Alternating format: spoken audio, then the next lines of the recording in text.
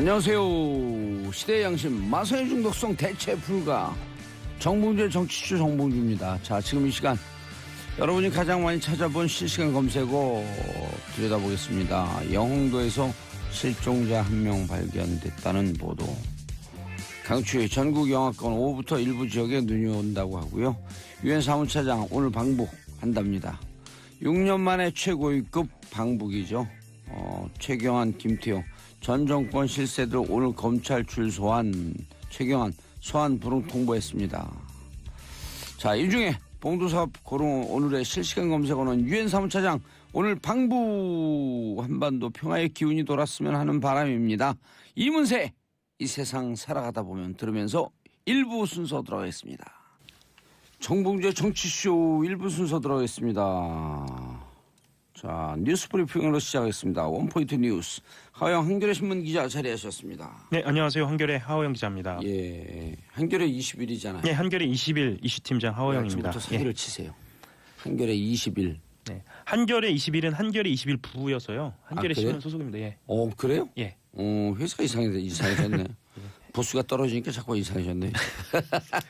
정기 구독 부탁드립니다. 예, 그런 얘기하면 안 돼요. 잘려요. 자, 예상 간단히 좀 정리를 해드리면요. 조금 이따 11시입니다. 11시에 본회의를 열어서 예산안 처리할 예정인데요.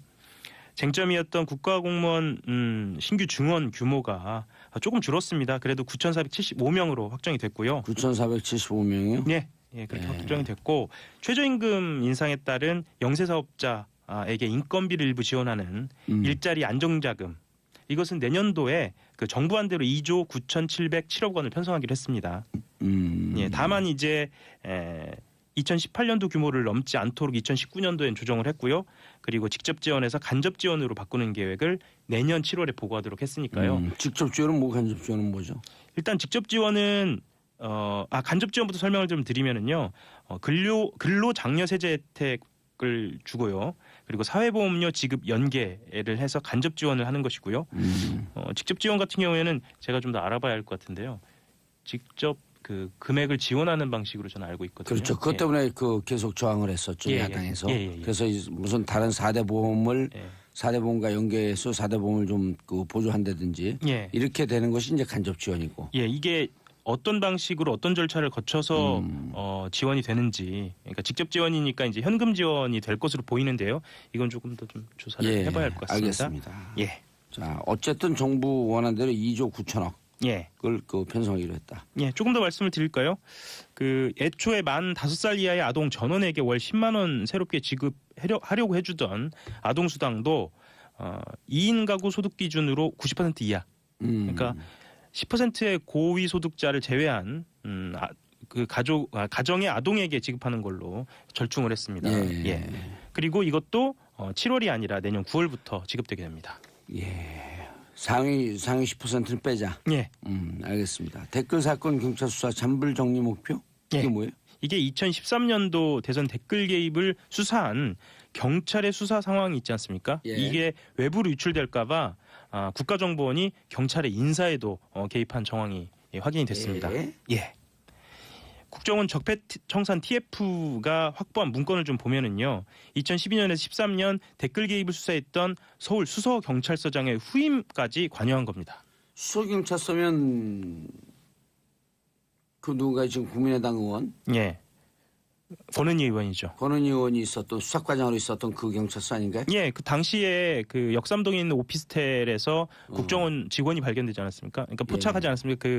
댓글 활동을 그때 당시에 포착한 뒤에 증거물들을 압수해서 서울경찰청에서 분석을 하고요. 그것을 수사해서 결과를 발표한 곳이 수서경찰서입니다. 예, 수서경찰서. 예, 당시에 만들어진 보고서를 좀 보면은요.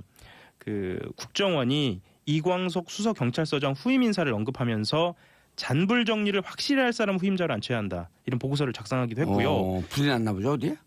그만큼 다급했다는 얘기죠. 예, 본인들은 이게 프레임을 바꿔서 감금 사건이다 또는 국정원에 대한 명예훼손이다라고 이야기를 했지만 이건 대형 산불과 비견될 정도로 명백히 자신들이 스스로 대선 댓글 개입에 정치적으로 개입했다라고 하는 것을 입증한. 뭐 그렇게 볼 수 있죠. 예. 보통 잔불이라는 표현은 대형 산불이나 대형 화재에 비유돼서 나오는 이야기니까요. 그렇죠. 심지어는 그 후임의 박아무개 총경을 거론하면서 이 사람은 출세지향적이라는 점을 들어서 보임을 저지해야 한다는 내용이 등장하는데요. 실제로 이 박 총경이 가지 않고요. 다른 이 총경, 이아무개 총경이 보임이 된 것으로 그렇게 확인이 됐습니다. 아, 출세 지향적인 사람들은 사건을 파고 들어왔고 사건의 진실을 드러내고 자기가 좀 광을 팔려고 하는 기질을 보일 것이다. 그럴 수 있으니까요. 예, 그러니까 한마디로 통제가 안 될 수도 있다라는 거죠. 예. 하영 기자 같은 사람이에요. 열심히 하겠습니다. 예. 뭐 다른 건 모르겠고요. 열심히 하겠습니다. 그리고 조금만 더 말씀을 드리면요. 그때 인사 발표 하루 전에 예. 국정원법 위반 혐의를 적용해서 국정원 직원 2명을 기소 의견으로 검찰에 송치했으니까요. 이 검찰에 송치하는 시기, 인사하는 사람 이것 다 국정원이 조율하지 않았느냐라는 그런 분석이 나올 듯합니다. 예. 권은희 수석 당시 과장은 지금 의원 돼 갖고 예. 재선됐나요? 네, 재선이죠. 보통 1.5선이라고 하죠. 아, 1.5선. 예. 중간에 이 보궐선거가 있으니까. 예, 알겠습니다. 다음 세 번째 김태효. 예, 드디어 김태효가 등장을 합니다. 예, 김태효라는 이름이 등장을 하는데요. 예. 오늘입니다. 이명박 정부 시절에 군 사이버사령부의 정치 개입에 관여한 의혹을 받고 있는 김태효 전 청와대 대외전략기획관이 피의자 신분입니다. 피의자 신분으로 오늘 검찰에 나와서 조사를 받습니다. 예. 여기 와서 실제로 제가 출연을 해서 김태효라는 이름을 매번 얘기한 거죠. 예, 매번 얘기한 것 같은데요. 근데 피의자 신분으로 해갖고 기소는 할 것이고 예. 구속영장 청구하면은 권순호, 오민석, 강영부 영장 전담 판사가 또 기각할 거 아니에요? 그렇죠. 강부영 판사죠. 네, 강부영. 예, 그건 좀 두고 봐야 할 것 같은데요. 지금까지 예. 추세로 봤을 때는 무조건 기각이죠. 이분도 기각하는 것 같고 누굽니까? 문제 제기하니까 정치적 발언하지 마라. 예. 김명수 대법원장이. 그렇죠. 왜 대법원장이 됐어요? 김명수 대법원장이. 예. 그런 발언을 하려면 잘못된 판단에 판결에 대해서 항의를 해야죠. 그러니까 일반의 법감정도 굉장히 중요한데 대법원이 법이라고 하는 것은 상식을 하나의 그렇죠. 문서 체계로 만들어 놓은 거예요. 예, 법원이 그 점도 반드시 고려를 해야 할 것 같습니다. 예. 좀 더 설명을 드리면은요. 지금 오늘 소환되는 김 전 기획관은 군 형법상의 정치관여 위반 혐의입니다. 그리고 조금 더 설명을 드리면 김태효가? 예, 김태효가요. 예. 김태효 전 기획관 지금 현재 교수죠. 예. 대외전략기획관. 그렇죠. 예. 이전 대통령의 외교안보 분야 과외교사로 불렸고요. 실제로 이명박 정부 출범과 함께 참모그룹으로 합류를 했습니다. 그래서 대외전략과 관련돼서 책임자로 수석급까지 지냈습니다. 검찰은 이미 김관진 전 장관을 조사하는 과정에서 대선을 앞두고 군 사이버사령부 증원을 논의할 때 실무 협상 파트너는 김 전 기획관이었다. 그리고 김 전 기획관에게 심리전담 활동 보고서를 전달했고 또 대통령에게도 보고된 것으로 안다라는 보고 사실까지 인정을 했습니다. 김 전 장관이요. 그래서 검찰 내부에서는 좀 자신감을 보이고 있는 것 같습니다. 그런데 뭐예요? 구속영장 청구하면 또 발부가 안 될 건데. 이상한 점은 또 있습니다. 어떤 점이 이상하냐면요. 최근에 김태효 전 기획관의 통화 내역을 조회하는 과정에서 지난 10월께부터 김 전 기획관이 이명박 정부 청와대 핵심 관계자들과 자주 통화하고요. 그리고 그 통화 시간도 굉장히 많이 늘어난 사실을 파악을 한 겁니다. 이때가 어떤 때냐면요. 연재현 전 사이버사령관과 임관빈 전 국방부 정책실장 그리고 김관진 전 장관까지 검찰의 줄조사를 받던 때입니다. 대책을 세우는 전화했었나 보죠? 실제로 이 내역이 드러난 것으로 이제 검찰이 뭐랄까요? 수사가 본격적으로 시작이 된 거니까요. 그 내용에 대해서는 좀 더 들여다봐야 할 것 같습니다. 알겠습니다. 자, 맥메스터 외교안보 보좌관. 예. 감성으로 비춰지죠. 그렇죠. 그런데도 무척 중립적으로. 예. 백악관 외교안보 보좌관이죠. 그렇죠. 미 백악관 국가안보보좌관인데요. 국가안보 보좌관. 예. 북한의 ICBM입니다. 화성 15형 발사 이후에 미국 내 분위기가 허버트 맥메스터 미 백악관 국가안보보좌관의 입을 통해서 좀 전달이 되고 있는데요. 좀 무시무시합니다. 그 북한과의 전쟁 가능성이 매일 증가하고 있다라면서 긴장을 좀 끌어올리고 있어요. 그리고 무력 충돌에 이르지 않고 이 문제를 해결할 수 있는 방법들이 있다. 이걸 전제하면서도 시간이 많이 남아있지 않다라고 이야기합니다. 예. 그리고 저는 이 부분이 굉장히 인상적인데요. 군사 옵션과 관련돼서 서울을 겨냥한 북한의 재래식 방사포와 로켓을 고려하면 위험이 없는 군사 행동 방법은 없다 이렇게 얘기를 했어요. 그러니까 이게 좀 풀어 설명을 하면 우리가 반드시 우리 스스로 평화를 좀 지켜야 할 필요가 있다. 예. 뭐 이런 생각을 또 하게 하거든요. 아니 그리고 서울이 일정 정도 피해를 감수하면서 군사작전을 하겠다라고 하는 함의가 있는 거 아니에요? 그렇죠. 그러니까 이게 대단한 협박입니다. 네. 그리고 좀 어떤 방식으로, 그러니까 어떤 뜻을 가지고 이렇게 이야기를 했는지 좀 해석을 할 필요가 있는데요. 첫 번째는 이렇게 이야기를 하면서 일본이나 한국 다른 국가들이 자체적으로 핵무장할 가능성까지 이야기를 했거든요. 예. 이것은 중국한테 대북 유류품 제품 공급 축소하고 해상 차단 동참을 이끌어내는 게 압박이로 보이고요. 중국이 제일 두려워하는 게 그 대한민국의 핵무장. 네. 그리고 일본의 핵무장. 그러면서 그 도미노 현상으로 인해서 대만, 필리핀까지 핵무장하는 현상. 네. 이걸 제일 두려워하잖아요. 예. 그리고 그 위협을 이야기하면서 또 어떤 이야기를 하냐면 그 자체로도 위협이지만 확산돼서는 안 된다라는 이야기를 합니다. 그러니까 김정은이 이러한 무기들을 다른 나라에 확산시키거나 파는 것이 더 큰 위협이다라는 이야기를 하거든요. 그래서 트럼프 행정부가 비핵화뿐만 아니라 비확산으로 무게 중심을 상당히 좀 옮기고 있는 거 아니냐라는. 그렇죠. 이렇게 완성되고 예. 이것이 이제 제3국, 미국과 대립될 수 있는 제3국으로 넘어갈 가능성. 예. 그리고 이 표면적인 것만 아니라 그 안을 좀 들여다보면요. 지금 트럼프 행정부가 세제 개혁이라든가 러시아 스캔들이라든가 외교 정책에 대한 집중도가 좀 떨어져 있고 국제기구 등이 이제 한반도 긴장 완화를 위한 행보를 지금 시작하고 있지 않습니까? 예. 유엔 차장도 방문을 하고요. 그런 관측이 있어서 최악의 상황으로는 빠지지 않을 것이다라는 전망도 있고요. 예. 또 하나는 시선을 돌리려는 거 아니냐. 이 국내적인 문제에서 대외적으로 좀 긴장을 고조시키면서 시선을 돌리려는 거 아니냐. 러시아 스캔들이 지금 상당히 그 강도 높게 수사되고 있는 거 아닌가요? 그렇죠. 예, 그렇기도 하면서 또한 긴장이 높아지면 또 무기 판매에 영향이 있으니까요. 이 양수겸장을 좀 하려는 거 아니냐 이런 해석도 근데 있습니다. 제가 어제 그 외교안보 전문가하고 잠깐 대담을 하는데 예. 그 얘기를 하더라고요.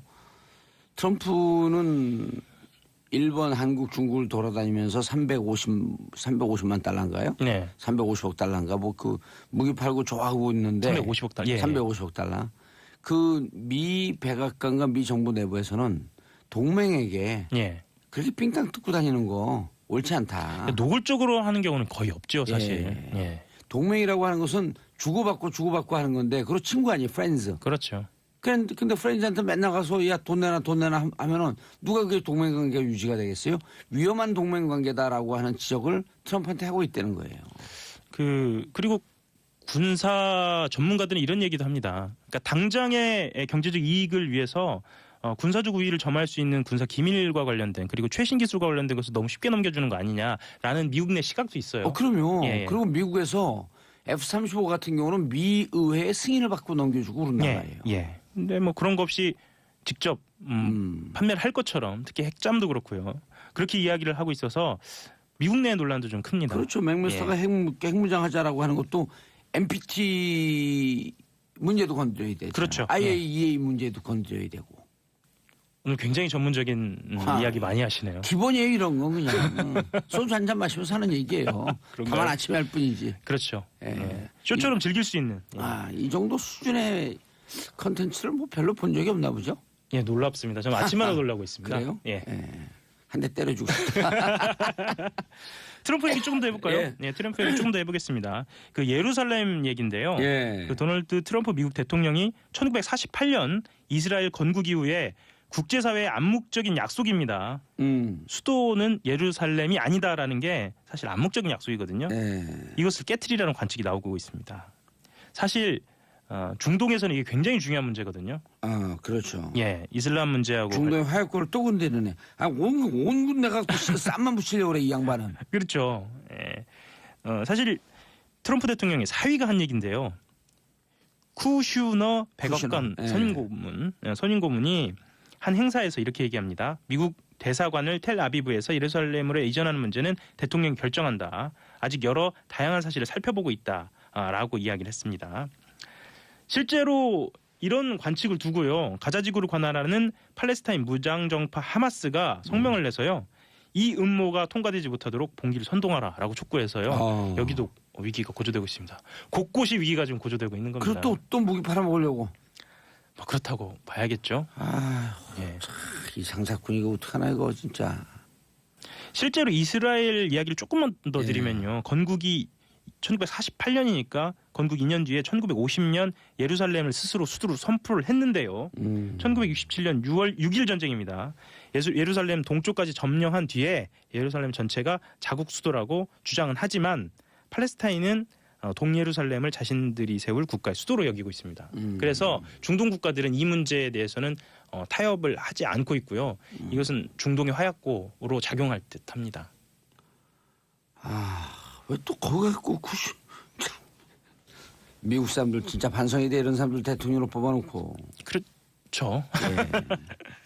아니, 우리 방송 듣거나 말거나 번역도 통역해갖고 주고 뭐 외교 문제 삼았고 또 무기 팔아먹으라죠. 우리한테 팔아먹으면 무기 이것만 팔아먹어도 돼요. 새총만 팔아먹으면 돼. 우린 새총으로도 잡히는 하찮은 존재들이니까. 자, 마지막. 예, 하나만 간단하게 좀 말씀을 다 드리면. 끝났네 근데. 아, 그런가요? 예, 그래도 하세요. 예. 그 특수학교 있잖아요. 예. 그 강서구에서 특수학교 설립과 관련된 공청회에서 예. 무릎을 꿇는 이런 좀 가슴 아픈 일이 있었는데요. 김상곤 사회부총리 겸 교육부 장관이 어제입니다. 예. 특수교육 대상자가 10년 전에 견줘서 25%나 늘었어요. 예. 그래서 그럼에도 불구하고 지역 주민 등의 반대로 특수학교 설립이 쉽지 않다. 그래서 좀 대폭적으로 좀 예산을 늘리겠다라고 발표를 했습니다. 그 규모를 간단하게 좀 말씀을 드리면 내년부터 5년간 장애 학생을 따로 교육하는 특수학교를 22곳 이상 새로 짓고요.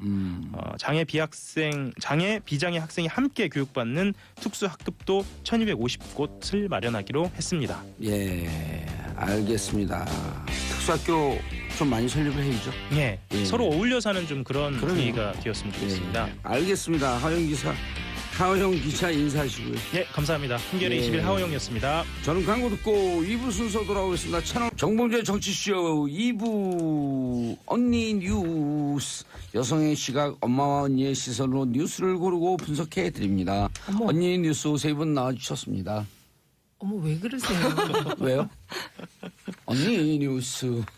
안녕하십니까? 봉수사님 안 계셔서 갑자기 자동 AI 예, 인공지능 진행자로 바뀐 모양입니다. 양재입니다. 두 명 낚였어요. 소개하지 않았는데 들어왔어. 들어왔어. 자, 최민희 의원님 자리하셨습니다. 안녕하세요. 예. 양지열 변호사님. 예, 안녕하세요. 예. 사람들이 계속 물어요. 진짜. 맞습니다. 진짜 남자 맞습니다. 남자처럼 목소리 하는 여자 처음 봤다고. 엄마, 어머머. 어제 알아보시고 또 이렇게 사진같이 찍어달라는 분도 계시더라고요. 정치쇼에서 봤다고. 그래요? 예, 정치쇼에서 봤다고. 예. 이젠 스타 마녀. 아니. 자, 고란중앙일보 기자님. 네, 안녕하세요. 예. 왜 노래를 노래를 오늘은 안 하세요? 아니, 왜냐면 다른 생각하느라고. 아. 어떤 분이 고란 기자님이 엄청 유명한 분이래. 저한테 문자가 왔고 그러면서 고란 기자님한테 가상 앞에 꼭 좀 물어봐 주세요. 가상 앞에만 기사 쓴대. 아니 근데 보니까 진짜 검색을 해보니까 네. 가상화폐에 대해서 대한민국 최고 전문 기사를 썼어요. 좋죠. 가상화폐 지금 예. 가장 핫한데요. 질은 모르고 양은 많이 씁니다. 예. 그게 저에게는 쓰잘 네? 쓸데없는 거라는 거죠. 쓰잘것없다. 예. 예. 저에게만 쓰잘. 저도 잘 아니, 몰라요. 저도 잘 몰라요. 예. 다. 예. 투자를 많이 하셨잖아요, 봉도사님. 그런 얘기하면 깜짝 놀라요. 예. 아니 어제 미국에서 누가 연락이 와갖고 그거 했냐요. 그래서 대답을 안 하고 있더니 그거 하면 큰일 난다고. 폭락한다고. 그러면서 재밌는 얘기예요. 폭락한다. 그래서 지금 10,000불 넘어갔는데 폭락해요. 그랬더니 일단 10만 불까지 간다 폭락한대. 그럼 어떻게 하라는 얘기야. 그래서 그래 폭락하니까 안 샀어. 그러니까 일단 10만 불까지는 살아야지. 너무 웃기는 사람이었어. 자, 첫 번째 선거 때문에 밀려난 복지정책. 근데 방금 그 뉴스가 그 최명길 의원 뉴스가- 최명길 국민의당 최고위원 예. 대법원에서 200만 원 벌금의 확정 판결이 나왔습니다. 그래서 언제요? 오늘 오늘요? 오전에 어머. 그래서 그럼 10시였었는데? 금방 나와. 10시. 10시 원래 예. 이제 10시에 발표를 그렇죠, 하니까요. 그러면 100만 원 이상이면 아시다시피 선거 무효기 때문에 어머. 예, 의원직을 박탈당했습니다. 어머. 바로 방빼요 그럼. 어머. 바로 갑자기 숙연해지는 건지. 그러게요. 진짜 서러워요. 그 순간. 그럼 바로 의원직 신분을 상실하고. 바로 그 순간. 무효기 때문에 그 순간에 상실하는 게 아니라 어. 원칙적으로는요. 네. 당선 자체가 없어지는 겁니다. 그러니까 애초부터 국회의원이 아니었던 것이 되는 거예요. 아. 당선 못 무효용이니까. 받아요. 연금 없어졌어요. 연금 없었어요? 네, 19대 때 저희가 없앴어요. 그 전에 있던 사람들은 받아요, 근데. 그렇죠. 19대 이전까지만 국회의원하고 받는다. 봉도서 받는다. 다 그런 걸 알고 더 이상 국회의원 안 하고 있는 거예요. 그럼 의원 식당에 가면 지금도 무료로 식사하실 수 있는 거예요? 안 되죠, 지금. 식사는 안 되고요? 나이가 있죠, 나이.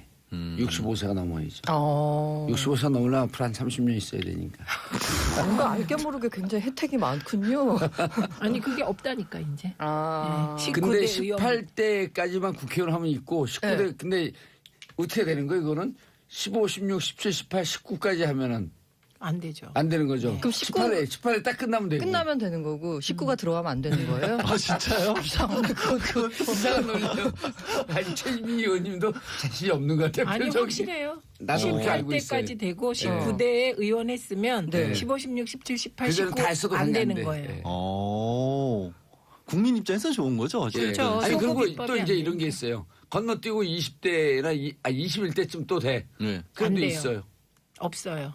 또 하면 없어요. 19대 이후에는 안 되는 거예요. 뭐 아니, 법을 17 바꾸면 또 되는 거 아닌가요? 못 바꿔요. 아니 17대까지 한 건 받고. 다 못 받습니다. 그럼 하지 말아야겠다. 19, 20, 21, 22, 23, 24 쭉쭉쭉 다 안 되는 거예요. 예, 알겠습니다. 자, 우리 방송 들어가기 전에 청취자 여러분께 안내 말씀드리겠습니다. 와일드쇼 공개 방송하죠. 12월 15일 금요일 오후 2시 목동 SBS 1층 락 스튜디오. 12월 15일 다음 주 금요일입니다. 오후 2시. 저와 함께 주진우 기자, 김영민 PD, 안민석 더불어민주당 의원이 함께합니다. 방청 신청은 문자로 샵 1035. 짧은 건 50원, 긴 건 100원. 혹은 고릴라나 정치쇼 홈페이지를 통해서 신청 가능합니다. 당첨된 분들에게는 개별 연락드리겠습니다. 그리고 보시면 보는 라디오로 보시면 제 뒤에 포스터. 무서울 것 같아. 무서운 포스터가 있어요. 와일드쇼 약간 공포 영화 보는 라디오로 보시면 예. 봉도사님이 지금 3명이 있는 거에 한꺼번에 보일 거 아니에요. 작은 화면에. 이거 움직이는 게 진짜. 이거 움직이는 게 진짜. 붙어있는 게 가짜. 근데 사진에는 얼굴이 상대적으로 작게 나온다. 실제 작아요. 네. 포토샵 한 거 아닌가요? 아니요. 포토샵에 가서 산 거 아니에요, 저거. 뭘로 말을 받아야 될지 모르겠어요. 이럴 때는 그냥 가만히 자, 있어야죠. 최민희 의원님 첫 번째 뉴스. 기초연금과 아동수당의 예산에서 밀렸다? 네. 예. 어제 극적으로 예산안이 합의됐는데요. 그게 보니까 그냥 합의가 아니고 잠정 합의더라고요. 합의안 앞에 잠정이 써 있어요. 그래서 자유한국당이 의총을 통해서 어제 합의된 예산안을 좀 부정적으로 지금 거부하기로 하는 것 같습니다. 그러면 국민의당이나 다른 당으로 다 가능하잖아요. 근데 바른정당도 지금 반대하고 있고요. 오. 네, 그리고 국민의당은 의총에서 추인을 했습니다. 근데 그 내용 중에 뭐 안타까운 게 있는데요. 예. 그게 기초연금, 노인 기초연금과 아동수당입니다. 아동수당은 좀 이따가 생생한 증언을 하나 듣도록 하겠습니다. 근데 이제 기초연금은요. 원래 7월부터 내년 7월부터 하위 70%까지의 어르신들에게 지금 20만 원 받던 걸 25만 원으로 인상하겠다. 이렇게 정부가 예산 편성을 했는데요. 이게 7월이면 6월이 지방선거인데 7월에 받게 되니까 지방선거에서 혹시 여당이 이용할지 모른다. 그래서 자유한국당의 반대로 이게 9월로 연기되었습니다. 10월로. 10월로? 네. 잘했어요. 네, 10월로 연기되었습니다. 아니, 그거 잘하죠. 잘했어요. 네, 그랬고요. 그다음에 이제 아동수당의 경우는 그 정부 안은 이게 모든 아동들에게 부모의 소득과 상관없이 월 10만 원을 일률적으로 지급하는 것이었습니다. 예. 네, 그리고 이거는 5월부터 시행하기로 했었죠. 그런데 이건 역시 10월로 밀리나요? 이거는 9월로 밀린다고. 9월로요? 합니다. 예. 예, 그런데 이 아동수당의 경우는 상위 10%는 또 뺀다고요? 예, 상위 10%를 뺍니다. 근데 그 상위 10%의 기준이 뭐냐면 재산 6억 6천만 원. 그다음에 이상? 예, 부부 합계 732만 원 월소득. 입니다. 그러니까 여기에 해당되는 분들은 10만 원의 아동수당을 못 받게 되는 거죠. 그래서 그 민주당 입장에서 보면 보편적 복지의 틀이 무너진 거죠. 예, 무너진 거죠. 그래서 이것을 우원식 원내대표가 살이 뜯겨 나가는 아픔을 느꼈다. 이렇게 표현했습니다. 그런데 이 아동수당과 관련해서는 이게 숨겨진 1cm의 피해가 또 있더라고요. 상위 10%에게. 이 얘기를 우리가 오늘 예를 들어주시기 위해서 특별히 모신 어머니가 한 분 계십니다. 안녕하세요. 어머니가 네, 5살, 3살 아이를 둔 맞벌이 자녀 마포구에 사는 고란입니다. 예, 얼굴은 네, 좀 어서 모자이크 오세요. 처리했어요. 예. 음성도 지금 변조했어요. 본 목소리 아니죠? 아, 제가요, 아동수당을 폐지한다 그래서 그냥 예. 그런가 보다, 그냥 10만 원을 못 받는가 보다 했더니요, 사실 애들 더 많이 낳으라고 소득공제해서 6세 이하 자녀가 있으면 연 15만 원 연 세액공제가 있었거든요. 그런데 예. 그거 세액공제를 아동수당 준다고 없앤다는 거예요. 그러면 15만 원이 없어지고 10만 원도 못 받으니까 25만 원을 손해보는 거거든요. 근데 맞벌이 자녀 기준이 월 상위 10%가 730만 원이면 웬만한 맞벌이는 다 해당되는데 아니 일하면서 애들이나 키우는데 그걸 돈을 안 준다고. 이런 안타까운 사연이 예. 있습니다. 근데 25만 원이 날라는 거예요? 여기서 확실한 거 네. 2021년부터 두 자녀부터 15만 원 세액공제가 없어지죠. 아니요. 당장 내년부터 없어지고요. 이게 점차적으로 하나니까 목소리 돌아왔어요. 점차적으로 없애는 거기 때문에 일단 내년부터는 이제 두 자녀가 없애는 거고 2021년부터는 한 자녀도 없애버리는 겁니다. 근데요 중요한 것은 세액공제 15만 원? 그게 더 네. 크네. 그렇죠. 그러니까 손해까지 보는 건데 근데 중요한 것은 이게 오해하시면 안 돼요. 이건 박근혜 정부가 결정한 겁니다. 미리? 네, 이미 결정돼 있던 겁니다. 세액공제를 없애겠다는 거. 네, 그래서 이게 그 파동 날 때 지난번에 왜 세액공제하고 13월에 월급 없어진다고 파동 한 번 났잖아요. 예. 그때 이제 세제 개혁에 이게 들어가 있었던 아니 겁니다. 근데 애들 많이 낳으라고 온갖 지원책들 뭐 네. 정부 돈 뭐 몇 조를 썼는데 왜 그걸 깎아요? 80조로 썼다는 거 아니에요, 이제까지? 근데 이거요 민주당의 입장에서는 이런 세액공제는 되살리고 싶습니다. 근데 지금 여소야대 형국이기 때문에 여의치 않습니다. 그러니까 이제 한 가지 정책 출산 장려라는 이게 한 가지 정책 방향이 있으면 그 정책 방향에 맞게 세부 정책들이 다 나와야 되는데 이렇게 미스매치 되는 게 굉장히 많거든요. 그러니까. 이 경우에도 애를 아, 많이 세액공제 낳으라고 큰데, 하면서. 이거 진짜. 아니 그렇게다가 이제 맞벌이 부부면서 애를 키우는 데는 사실 소득도 많지만 맞벌이기 때문에 들어가는 돈이 훨씬 더 많거든요. 외벌이 그럼요. 가구에 비해서는 또 사람을 또 써야 되고 네, 어린이집도 네. 종일반으로 보내야 되고. 그렇죠. 그리고 또 10만 원도 안 주고. 예, 그래서 대부분의 이제 맞벌이 부부가 월 10만 원 안 받는 건 뭐 그래 이렇게 하다가 세액공제 15만 원을 마치 받던 거를 뺏기니까 이거야말로 생살이 뜯기는. 세액공제도 월 아픔이죠. 15만 원이? 아니 그건 연. 세액공제. 그렇죠. 네. 연이군요. 네, 그건 그럼요. 연입니다. 그러니까 이제 월 10만 원 안 받은 게 120만 원. 그러니까 한 달에 25만 원이 날아가는 게 아니고 아, 그건 아닌데요. 예, 예. 125만 원. 세액공제는 15만 원, 죄송합니다. 135만 원. 세액- 135만 원 못 받아봤어요. 받는 거죠. 예. 아 근데 그게 상징성이란 부분이 네, 분명히 맞아요. 있는 것 같아요. 이게 돈도 돈이 크지만 누구에게는 이게 정말로 상위 10%라는 얘기를 들었을 때는 처음에 저도 야 정말로 경제력이 넘치는 분들 대상으로 했나 보다라고 생각을 했는데 고란 기자가 경제력이 넘칠 정도는 아니잖아요. 저희가 봐서 알지만 아니 예를 들어갖고 지금 그 부부 합산 수입이 월 얼마라고요? 700 그게 732만 세전 원. 기준입니다. 아, 세전 기준이죠. 732. 네. 732이면 보통 이제 애들 바로 결혼해서 안 낳잖아요. 한 네. 3, 4년, 4, 5년 네. 지나서 나고 10년 차 직장인들의 부부 합산이 이 정도가 웬만하면 다 되잖아요. 네, 그렇죠. 특히 이제 4년제나 이렇게 그 약간 화이트 클래스 같은 네, 경우는 예, 이게 예. 된단 말이에요. 그리고 그때쯤 되면 애들이 대부분이 유치원 가죠. 이제. 그렇죠. 한 4살, 5살, 네, 6살 한참 많이 될 이때쯤이에요. 때. 예? 그거 좀 이상해. 근데 그 10만 원, 이상해진 10만 원 건데. 빼고 또 세액공제 빼고 네, 예. 네, 그럼 그래서 135만 원 1년에 손에. 네, 그러니까 이 경우는 국민들께서 특히 맞벌이 부부가 네. 조금 판단을 해주셔야 되는 겁니다. 그래서 네. 이런 그 전문가 멘트가 네. 있더라고요. 소득 상위층을 제외하면 정작 아이를 키우는 맞벌이 가구가 제외돼서 아동 수당의 취지에서 벗어난다라고 하거든요. 그러네. 네.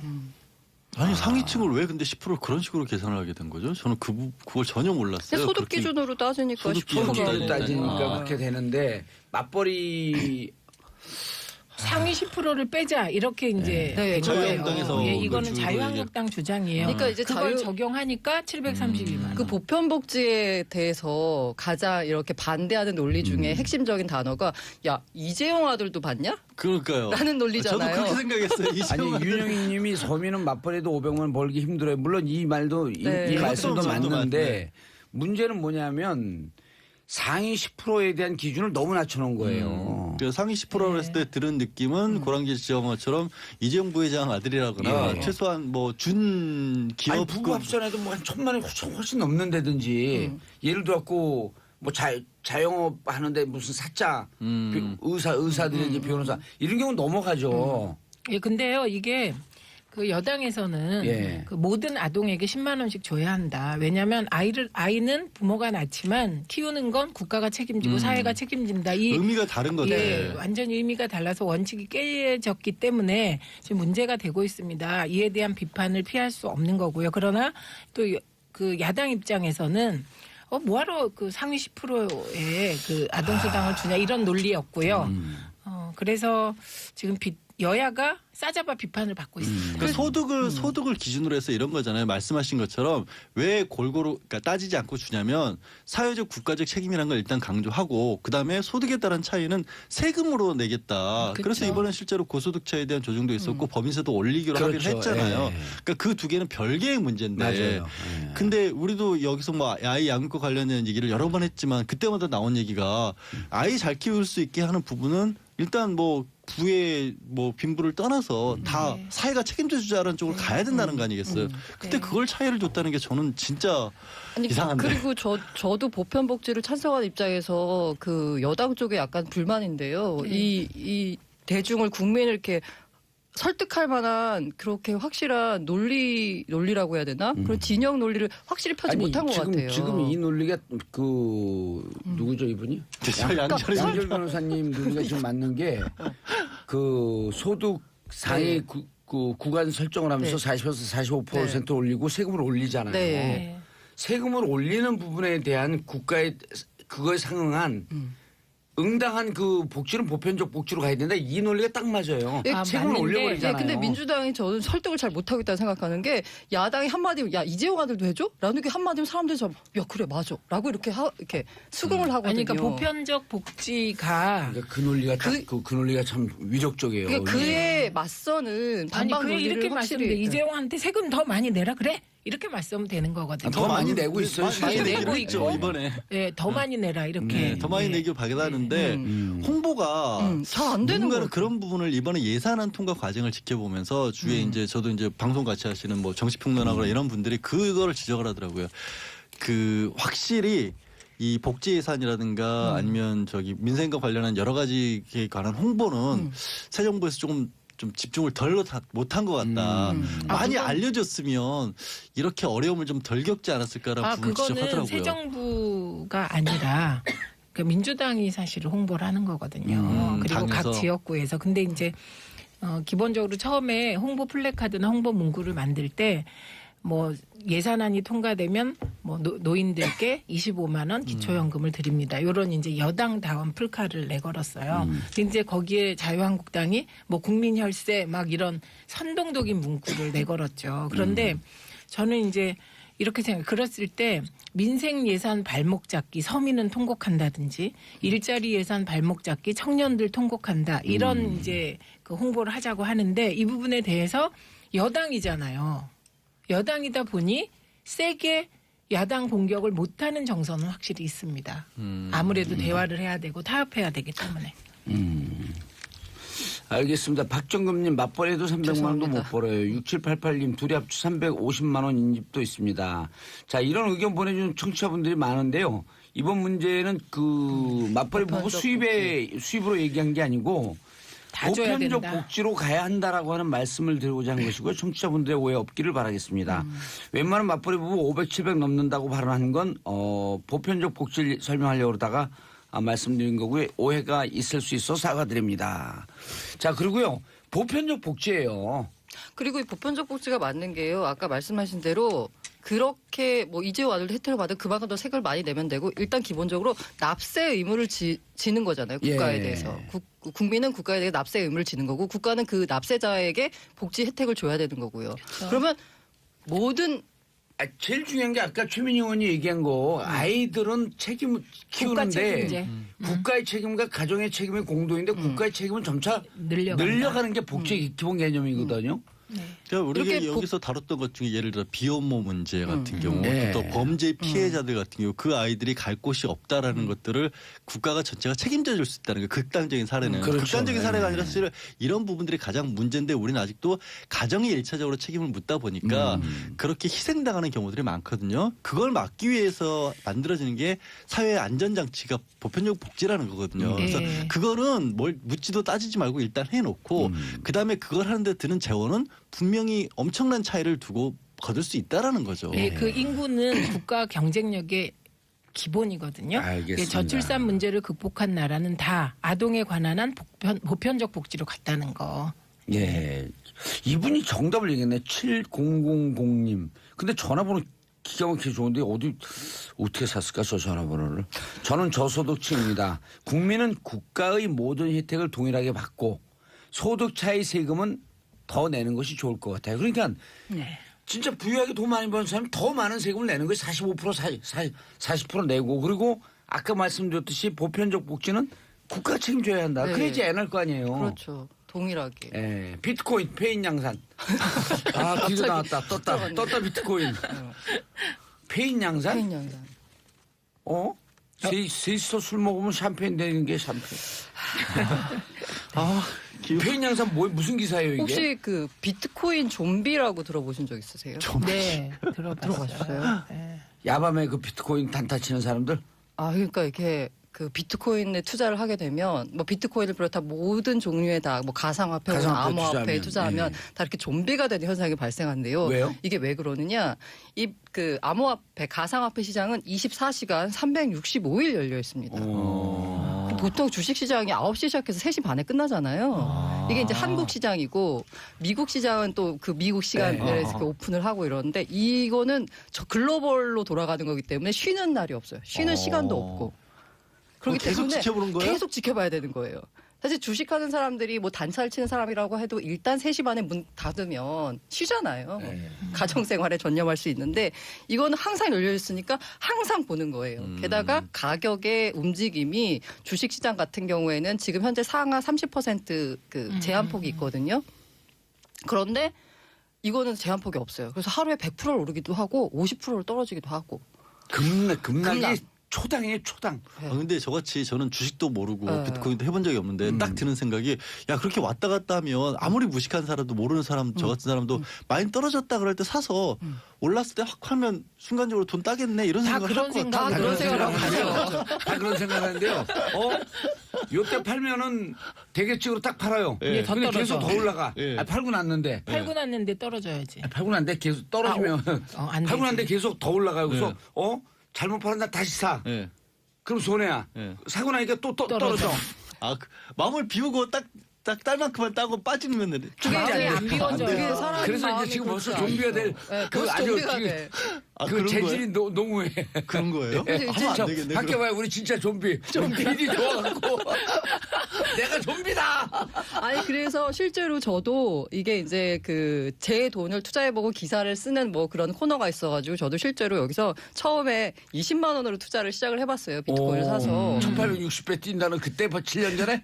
7년이 아니고 연초에 그때만 해도 비트코인이 100 몇만 원 하던 시절이었거든요. 예. 지금은 참고로 1,300만 원 정도 합니다. 그러면 돈 엄청 얼마 번 벌었겠네요. 거예요? 자, 그래서 여기서 엄청 재벌이시겠네. 지금. 그걸 네. 갖고 있었어야죠. 근데 중간에 팔아 좀 올랐으니까. 뭐 그런 경우도 많이 있고. 근데 처음에 정말 투자를 시작하니까 저는 그때만 해도 몰라서 처음 하니까 몰라서 9시에 시작해서 3시 반에 문 닫는 줄 알았어요. 아니 기자입니다 지금 이분이. 처음 해보니까. 예. 근데 이렇게 스릴 넘치는 얘기를 딱 끊었다 이따가 하면 안 될까? 네, 반갑습니다. 자, 3부 뒤 3부에 계속 돌아오겠습니다. 이제 정치쇼 3부 순서 돌아오겠습니다. 자, 비트코인 좀비 좀 정리해 주시고요. 계속 예. 하시죠. 예. 계속 들여다보고 있어요. 처음에 딱 투자를 해서 주식시장처럼 9시에서 그 3시 반에 문 닫는 줄 알고 안 봤어요. 그 다음에는. 예. 그런데 어느 순간에 한 밤 9시쯤인가 열어봤는데 가격이 제가 그때 본 가격하고 달라진 거예요. 이게 뭐냐? 그래가지고 거래소 그걸 소개해줬던 담당 대리한테 전화를 했더니 기자님 이게 사실은 24시간 거래가 됩니다. 그 얘기를 들은 순간부터 정말 한 일주일간은 정말 자다가 눈만 뜨면 보고 화장실 가서도 보고 정말 어머, 그럼 좀비가 되신 거네. 좀비가 됐었어요. 좀비가 됐죠. 근데 양 언니, 어. 우리는 재미없죠. 재미없어요. 네, 저희는 이런 분야를 잘 전혀 모르니까. 모르니까. 잘 모르고 비트코인 투자도 안 하고 투자할 돈도 없고 그러다 보니 좀 우리들이 표정이 지금 멍. 이게 왜 뉴스인지 자체를 이해를 못하고 네. 있어요. 그래서 사실. 근데 죄송합니다. 핫하게 핫하긴 계속 하죠. 그 검색어에는 올라오더라고요. 그래서 설명을 드리자면 가격이 많이 올랐기 때문에 핫한 것은 맞고 그러니까 제가 고기 대행한테 저처럼 그냥 관심 없이 사는 사람들로 사는데 별 지장은 없는 거죠. 맞아요. 네. 전혀 없는 없는데 거죠. 전혀 없는 거죠. 근데 여기서 약간 문제가 뭐냐면 이게 가격이 너무 급등락하기 때문에 피해를 투기 성향, 투기적으로 많이 피해 보는 시장이 사람들이 바뀌었어요. 많아요. 근데 이 가상화폐의 약간 양면성이 뭐냐면 시장은 투기적으로 흘렀는데 이 가상화폐 기술이 되는 블록체인 기술이라는 거 그리고 소위 암호화폐라는 이게 일종의 뭐 4차 산업혁명의 핵심 기술이라고 하거든요. 근데 정부에서도 이런 투기 시장을 규제를 해야 되지만 또 이 블록체인이나 4차 산업혁명을 육성해야 되는 약간 이중적인 위치에 처해 있거든요. 우리 정부 현재 아무 입장이 없죠. 그래서 정부가 아무 입장이 없어서 최근에 발표한 게 뭐냐면 그 가상통화 TF라고 구성을 해서 금융위 중심으로 뭔가 규제 연구해보겠다. 제도와 법제화를 한번 아하. 해보자고 하다가 이걸 결국 어제부로 법무부로 넘겼습니다. 법무부. 예, 법무부로 넘겼다는 얘기는 뭐냐면 아. 이 시장을 육성하기보다는 일단 규제하자. 규제, 소비자 피해가 발생하거나 아니면 무슨 범죄 악용되거나 이걸 일단 규제하고 보겠다라고 하는데 이에 대해서는 업계에서는 약간 굉장히 우려의 부정적이죠. 목소리가 예. 많거든요. 미국과 왜냐하면 일본의 방향과는 역행하고 있는 거니까. 그게 약간 해외랑 우리랑 법 체계 시스템이 달라서 그러는데요. 뭐 더 잘 아시겠지만 우리는 이런 쪽법은 몰라요. 아 그래요? 이러한 거 정해주고 여기에 나와 있는 것만 해라는 시스템이고 미국은 이거 정해주고 이거 빼고 다 해도 되거든요. 그렇기 때문에 우리 법 체계 시스템 자체가 이런 신기술에 대해서는 굉장히 좀 약간 어렵죠. 보수적이고 부정적이죠. 예. 그렇지만 여기서 제가 생각하는 것은 이게 어쨌든 새로운 기술이고 우리가 육성해야 된다라고 보면은 무조건 규제하는 것보다는 일단 소비자 피해는 최소화시키는 방향에서 제도적인 틀을 마련했으면 좋겠다. 어쨌든 좀비는 막읍시다. 좀비. 알겠습니다. 김기창 샵 1035 지금 문자도 많이 들어오는데 이런 문자가 들어왔네요. 김기창님 봉도사님 포스터 지명 수배자 같아요. 저게 의도 아니야? 제작진의 의도예요. 예. 저기 와일드 쇼라고 돼 있는데 저기 W 시작하니까 원티드 뭐 이런 느낌이에요. 아 그래요? 왜 와일드 쇼인지 모르죠. 와일드가 야생적인 남자들이 뭐였다? 아니 저도 몰라요. 그냥 와일드 쇼라고 제작진이 붙였어요. 원래 와일드 카드라고 하는 게 축구나 이런 데서는 청소년 팀이나 23세 미만일 때 나이 든 사람들이 들어가는 거거든요. 네, 예, 예. 그러니까 저기 어린 사람들 사이에 내가 들어가서 와일드 쇼 아닌가? 아니 30살이라면서 그렇게 어린 것 같지 않은데 안민석 의원이 지금 들어와 있는데 네. 왜? 암석은 나이 어려요. 아 그래요? 그러세요? 60년대생이에요. 60년대생 어린 거 이것도 무슨 얘기 하시는 거예요? 자, 양지열 변호사님 스토킹 사건? 예, 그러니까 스토킹 사건이 끊임없이 있는데 어제 새벽이죠. 그러니까 윤태진 아나운서라고 스포츠 좋아하시는 분들은 네. 야구나 네. 뭐 축구 이런 경기 관련해서 보신 분들이 계실 거예요. 많이들 좋아하시는 분이고 여자분이에요, 남자분이에요? 여자분입니다. 오, 여자분인데 남자 이름인데. 예, 2015년인가 프리랜서 선언하고 나와서 여러 가지 활동도 많이 하고 계신 분인데 예. 이게 자기 문자를 받았다면서 어제 새벽에 예. SNS에 올렸어요. 지금 뭐 이런 일로 시달리고 있다. 근데 문자 내용이 자 아파트 앞이다. 안 자는 거 안다. 불 켜져 있네. 어머나. 당장 나와라. 어머. 한 대 맞아줄 테니까 나와라. 벨 누를까? 이런 식으로 계속해서 문자가 오는 겁니다. 집에 있는데. 그럼 이 스토킹을 하는 사람이 어느 집이 이게 어느 방이고 거기에 있는지 없는지까지 다 와서 지금 보고 있다는 얘기잖아요. 새벽에. 예. 얼마나 무서웠겠어요. 그러면서 이제 이게 처음도 아니었던 모양입니다. 처음도 아니어서 이 정도면 사실 법적으로 봤을 때도 협박이 명백해 보이거든요. 거의. 그거는 새벽에 누가 이런 문자 들어오면은 밤잠을 이룰 수가 있겠어요. 그러니까 적극적으로 아직 뭐 형사고발을 했는지는 밝혀지지 않았는데 예. 또 하나의 뭐 연예인 스토킹 사건이 이뤄졌고 사실 연예계에서 굉장히 이런 일들이 많았지 않습니까? 지금 뭐 담적인 예로 하나 떠오르는 게 걸그룹 에이핑크라고 아세요? 예. 네, 에이핑크라는 그룹 같은 경우에는 영국계인가 캐나다인가 한국 사람이 가는 데마다 폭발물을 설치했다고 협박을 해가지고 뭐 이거는 또 너무 황당한 게요. 일본에 가서 콘서트를 한다 그러면 일본 공연장에 그 얘기를 하고 뭐 개별적으로 멤버들이 어디 방송에 출연하면 그 방송국에 연락을 하고 그러는 바람에 이 사람 같은 경우에는 체포는 안 되는데 인터폴의 적색 수배까지 내려질 정도의 그런 사건들도 있어서 이게 정말 그냥 어떤 해프닝 내지는 연예인분들이 뭐 방송 같은 데 나와서 누가 저 계속 따라다녔어요라고 고백하는 그런 수준에 끝나지 않는 시대가 된 것 같아요. 왜냐하면 시대가 발전을 하면서 이 추격할 수 있는 기술들도 많이 발전했잖아요. 그러니까 연예인들 일정 같은 것도 이제 소속사에서는 알려야 되니까 알리는데 그러다 보니까 또 이게 한두 사람끼리 추격을 하기 시작하면 그야말로 그 뭐 저 진짜 연예인들은 뭐 개인적으로 숨 쉴 공간도 없는 그런 일이 벌어지는 거죠. 그런데 이 스토킹 처벌이 무척 그 수위가 낮다는 거 아니에요? 스토킹 자체만으로는 처벌이 처벌하기 어렵- 불가능해요. 이게 논의됐다가 논의됐다가 예, 없고요. 지금 늘 이제 없어진 거. 뭐가 있냐면 이게 우리뿐만이 아니라 해외에서도 처벌이 어려운 걸로 알고 현실적으로 있었는데. 어려워요. 네, 그러니까 네. 스토킹을 하다가 잠재적 범죄잖아요. 그렇죠. 지금 말씀드린 것처럼 밖에서 보고 있다 나와라는 정도가 되면 이거는 공포감을 조성할 정도니까 협박이라도 가능한데 아무것도 안 하고 그냥 멍하게 정말 좀비처럼 따라다닌다. 근데 이게 무서운 게 뭐냐면 스토킹 좀비. 스토킹을 하는 사람들의 심리에는 나중에는 그 사람과 자기가 가깝다는 심리가 생긴대요. 네. 그러니까 자기 혼자 머릿속에서 가상의 연애를 하는 거예요. 어허. 그래서 상대방은 전혀 모르고 있는데 어느 날 갑자기 뭐 방에 들어와서 침대에 누워 있는다든가 이런 일이 생기는 거예요. 아니 그러면서 너무 무섭게 자기는 자연스럽게 너는 그러니까 3년을 예를 들어서 단적인 3년을 스토킹을 하다 보면 3년 동안 사귄 것처럼 생각이 든 거예요. 그럼 그래서- 정신병이잖아요. 그렇죠. 난 그거 느껴봤어요. 근데 그렇게 된다는 거예요. 나 그거 느껴봤어요. 예를 들었고 그 어떤 사람의 책을 한 사람 책을 집요하게 계속 읽잖아요. 네. 마치 교감을 하고 있는 것 같아. 그런 그 일이 사람하고. 벌어진대 머릿속에서. 그러니까 사람의 책은 머리는 정서적 교감이지만 침대 옆에 누워 있는 거는 그러니까 제가 너무 그래서 극단적인 내가- 예를 들었나요? 아니 내가 뭐 아니 근데 뭐 남자 아이돌 같은 경우 그 소위 사생 팬이라고 하죠. 네. 그런 팬들이 네. 갑자기 집에 들어와 있어서 뭐 깜짝 놀랐다. 실제로 그런 일도 있어요. 그런 말들을 오. 하기도 하잖아요. 근데 이제 이게 연예인들에서만 그치는 게 아니라 이제 남녀 관계에서도 이런 일이 이어지는데 아까 지적하신 것처럼 처벌을 어떻게 하느냐로 했을 때 몇 해 전에 시달리다 못해서 이런 일들이 많으니까 경범죄 처벌법에 하나 들어가긴 했어요. 그래서 경범죄. 네, 두 번까지 쫓아오지 마라 그랬는데 세 번째도 쫓아오면 신고를 하면 8만 원 과태료. 아니 근데 그 8만 원 내고 아니, 난 또 진짜 쫓아다녀. 궁금한 게 있는데 이거 물어봐도 될까 모르겠네. 우리 방송에서 약간 그 수위가 높긴 한데. 조절해서 말씀해 주세요. 아니 괜찮아요. 물어봐도 왜냐면 이거 궁금한 사람들 많을 것 같은데 보복 그 사귈 때 찍어놓은 무슨 동영상 이런 걸 갖고 네. 유출하잖아요. 헤어지고 난 다음에. 그거는 유명- 그거는 스토킹의 그거는 수준이 넘는 거고 그렇죠. 성범죄 처벌관 특례법에 의해서 네. 음란물 유포죄로 바로 강력하게 이건 처벌이 돼요. 연예인들 많이 당한 일이죠. 그거는 저 대통령까지도 관심을 가져서 그러니까 리벤지 포르노라고 하죠. 리벤지. 네, 리벤지 그 포르노라고 이름이 하죠. 기억이 안 나.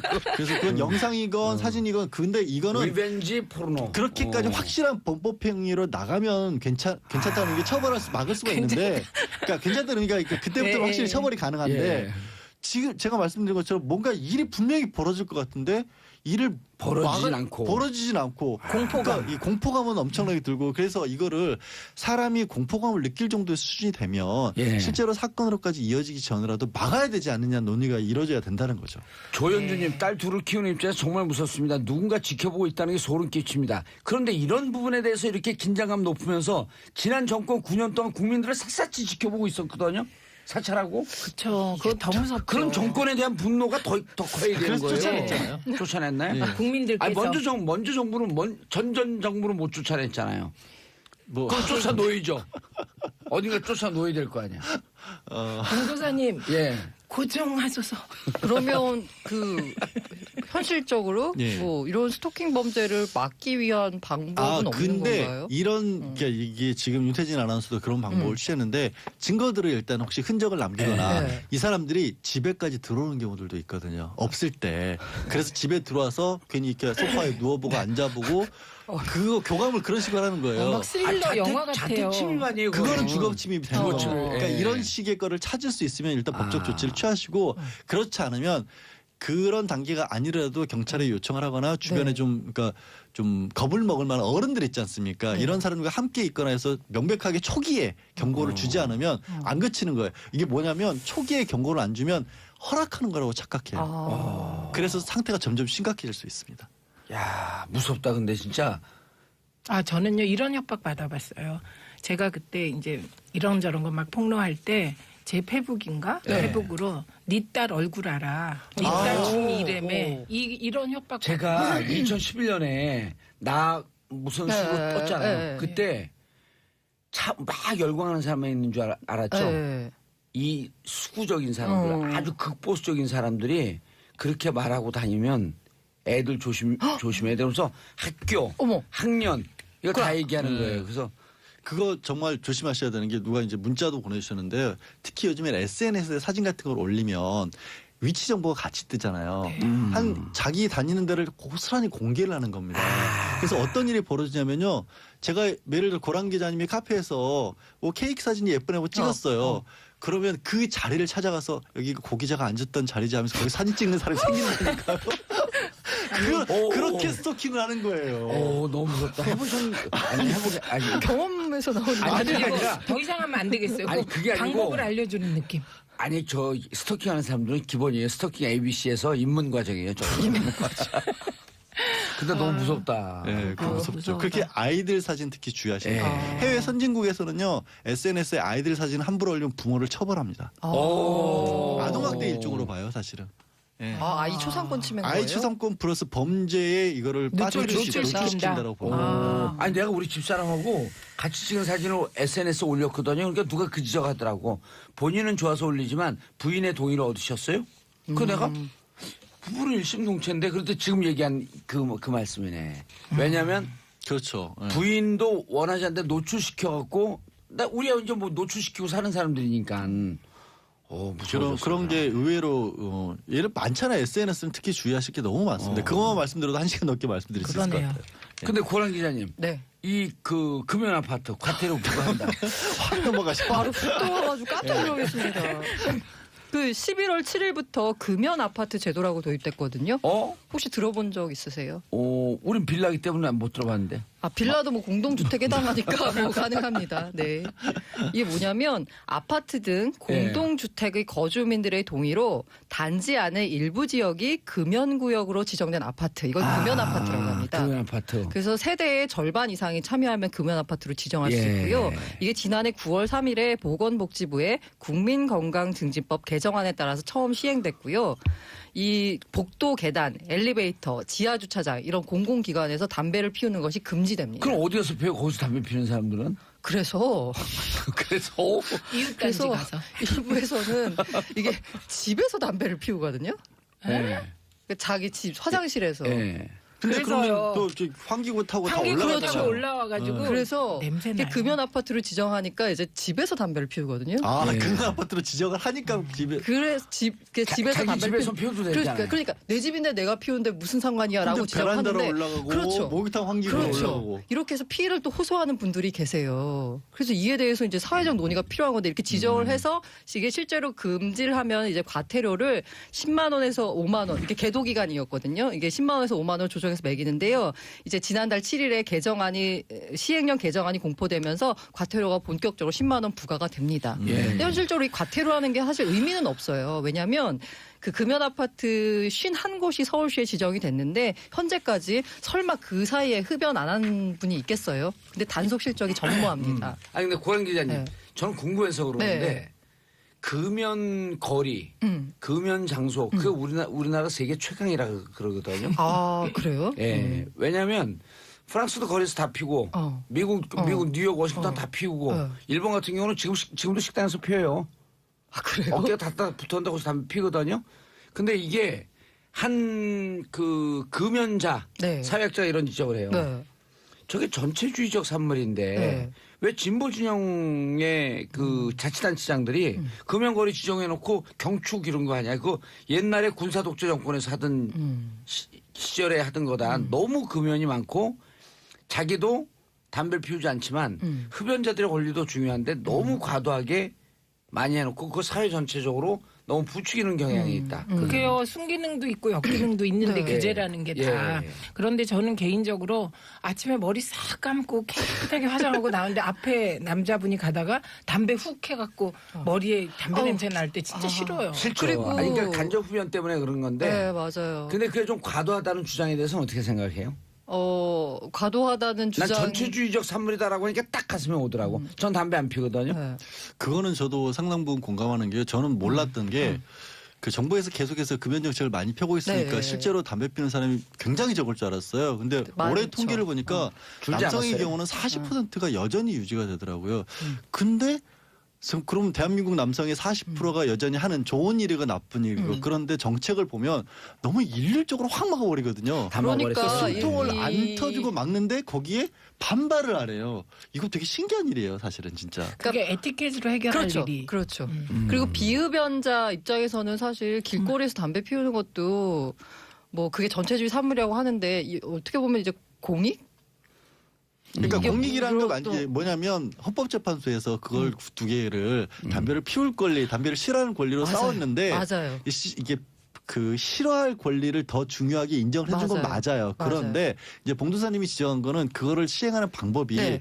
너무 권위적이고 강압적이고 군사적이라는 거예요, 그래서 군사적. 실제로 군사작전 하듯이. 이렇게 동의. 그거는 다 동의할 것 비흡연자들이 되게 많기 때문에 서울시에 보행 중 흡연을 금지한 조례를 제정해달라고 요구를 했어요. 그래서 서울시의 온오프라인 정책 공론장에서 보행 중 흡연 금지가 88.2%의 압도적인 찬성을 보였거든요. 그래서 지금 길거리 흡연 금지 제도를 마련할까를 검토를 했다가 아니 그러면 결과적으로 이게 흡연자의 끼경권 등 기본권을 침해할 수 있다는 이유로 추진하지 않기로 한 거거든요. 그쪽 길거리 흡연까지 금지하면 부스를 많이 설치하는 거 맞아요. 외에는 없잖아요. 맞아요. 아니 근데 지금 길거리 흡연 많이 금지돼 있어요. 그건 근데 이제 구단위에서 그 하는 구단위에서. 거는 걸로 그러니까 알고 엄청 있고요. 없죠. 그래서 거의 담배를 못 피워요 길거리에서. 근데 문제는 네. 그건 것 같아요. 저도 길거리에서 그렇게 다니면서 더군다나 걸어 다니면서 그거는 말도 안 되는데 우리 대한민국처럼 사람 많은 데서 그러면 그렇게 막으려면 피울 사람들의 6대 4니까 사회에 해당하는 사람들이 숨쉴 공간을 만들어줘야 네. 되는데 그게 너무 부족한 채 그냥 천편일률적으로 야 막아 이러면 막아버리고 이게 저도 그 형태는 좀 네. 마음에 안 들어요. 싱가포르는 금연구역이 많고요. 그 잘못들 알고 계신데 일본은 금연 지역이 상대적으로 많지 않아요. 그리고 일본은 식당에서 허용되는 데들도 무척 많고요. 싱가포르는 껌만 잘못 뱉어도 그러면 과태료가 거기 10만 원. 경찰 국가니까. 아니 거기는 그러니까 싱가포르 같은 아주 국가를 잘 매너되어진 군사 독재 국가죠, 독재 사실. 국가죠, 그러니까 싱가포르를 모델로 삼으면 안 되는데 싱가포르이 네. 깨끗하다고 사람들이 착각하는데 거기는 그 오너 개념이죠, 사실상. 아니 근데 아직도 난 군주 저는 개념이에요. 진짜 이상한 게 경축 어디서부터 어디 도로 금연구역 설정했는데 그분이 너무나 진보적인 그 자치단체장이에요. 근데 이게 금지하고 좋아하는 거는 별로 좋은 건 아니거든요. 그런데 금지를 하면서 동시에 흡연자들의 끼경권도 보장할 그렇죠. 수 있는 예. 공간을 마련해 줬으면 아니 예를 들었고 내 옛날에 한 칼럼을 봤는데 네. 그 이제 그 경기도 어디 지나가다 러브 호텔인데 거기도 플래카드가 붙어 있는 걸 누가 조롱하더라고. 경축 지하에서부터 방까지 직통 엘리베이터 개통 이게요. 그게 경축할 일도 아니고 그걸 누가 칼럼으로 썼는데 저게 도대체 뭐 하는 거냐. 근데 내가 경축 우리 이제 노원구에 경축 뭐 노원구 저녁 거리 흡연 금지 붙였는데 이거 군사 작전인데. 그러니까요. 근데 그것도 네. 보장해 주면서 이거는 무슨 이렇게 법적인 문제를 그냥 해결하기보다는 볼 수도 정말 없어요. 에티켓 문제를 해결했으면 좋겠다고 생각하는 게 들건 못 가서 몰래 피우라는 거예요 그냥. 아니 이게 길거리 다니면서 담배를 피우시는데 이렇게 하면 아까 그 담배 냄새 된다고 했는데 제가 이제 그 육아휴직 기간에 애들을 이제 유모차를 끌고 가거나 애들 손잡고 걸어갈 때 보면 이 흡연자분들이 담배를 피고 있다가 이렇게 손을 내리잖아요. 그러면 거기 담배 그 연기가 날아오는 그게 애 눈높이하고 딱 맞아요. 그럼 너무 불안한 거예요. 혹시라도 이게 연기도 연기라니와 불똥이 혹시 튀게 될까봐. 그렇죠. 예. 그러니까 그거는 반드시 필요한 거예요. 그래서 저도 뭐 지하철 버스 정류장 10m 주변 금연을 하고 이런 건 적극적으로 찬성하는데 문제는 진짜 통으로 막아버리는 전체주의적인, 부분들. 그리고 그러다 보니까 건물을 통으로 막아버리니까 진짜 한 4, 50층 되는 회사원들 많은 건물 그거 통으로 막아버리면 다 내려가고 그 안에 있는 사람들이 그 안에 있는 남자들의 40%를 다 밖으로 나와가지고 옆건물 쓰레기통을 다 완전 난리 전쟁터를 만들어 버리거든요. 상암 여기 우리 그 방송국 많은 상암 가면요. 네. 진짜 담배 좀비들이 있습니다. 근데 5, 60명 모여갖고. 근데요, 저는 남성들이 담배 피러 가자 그래갖고 회의하다가 담배 피러 가자 그래갖고 나가가지고 결정을 변복하고 오는 걸 너무 많이 봐가지고. 근데 최민희 의원님 여성 흡연율이 더 높은 거 아세요? 아니에요. 그건 아니에요. 그건 한 아니고. 20에서 25% 증가율이 네. 증가율이 좀 있겠죠. 높지. 예. 여기 담배 피는 분들 한 분도 안 계시잖아요. 그 생각보다 많은 사람이 여성분들도 피우기 때문에 최 의원님이 말씀하신 것도 자칫하면 제가 뭐라 그랬는지 까먹었어요. 아니 그래서 아니 어쨌든 간에 무슨 아니 그게 아니라 그 지적하고 싶은 거는 다 같이 모임에서 결정해놓고 일부 그 회원들만 빠져가지고 있는 자리에서 결정하는 건 문제라는 그렇죠. 거죠. 맞아요. 그게 상관없는 얘기잖아요. 제가 여성이건 남성이건 오락 기자님 제가 무슨 얘기했는지 까먹었어요. 아니 근데 그래서 그 금연 정책 좋은데 너무 군사 작전 하듯이 획일적으로 몰아붙이고 있고 그거는 또 아니다. 피우는 사람들을 피울 수 있는 장소를 해주면서 같이 막아줘야 되는데 네. 이렇게 하지만 왔다고 동시에 피우시는 분들도 예. 더 주의해야 하고. 더 주의를 좀 그런 해주셨으면 해야죠. 하는. 근데 네. 담배 피우는 사람들이 금연 대통령 뭐 탄핵하자 이러면 어떡할 거예요. 우리 정책 그것도 무슨 말씀이세요? 담배 피울 권리를 줘라 막 그러면서 아니 그 트럼프 담배 피우지 않을까? 어머, 저 몰라요. 트럼프가 술은 확실하게 안 마시는데 담배는 피울 가능성이 있어요. 술은 형이 알코올 저 중독으로 다음 뉴스 사망을 해서 할래요. 예, 다음 뉴스 하세요. 이제 거의 끝나가는데 뭐. 네, 그래도 할래요. 예. 서울대 교수님 한 아, 분이 이거 너무 황당한- 이거 너무 치사한 일이 네. 벌어졌는데요. 네. 10년 동안 자신의 논문 43편에 아들 이름을 함께 등재시켰다고 합니다.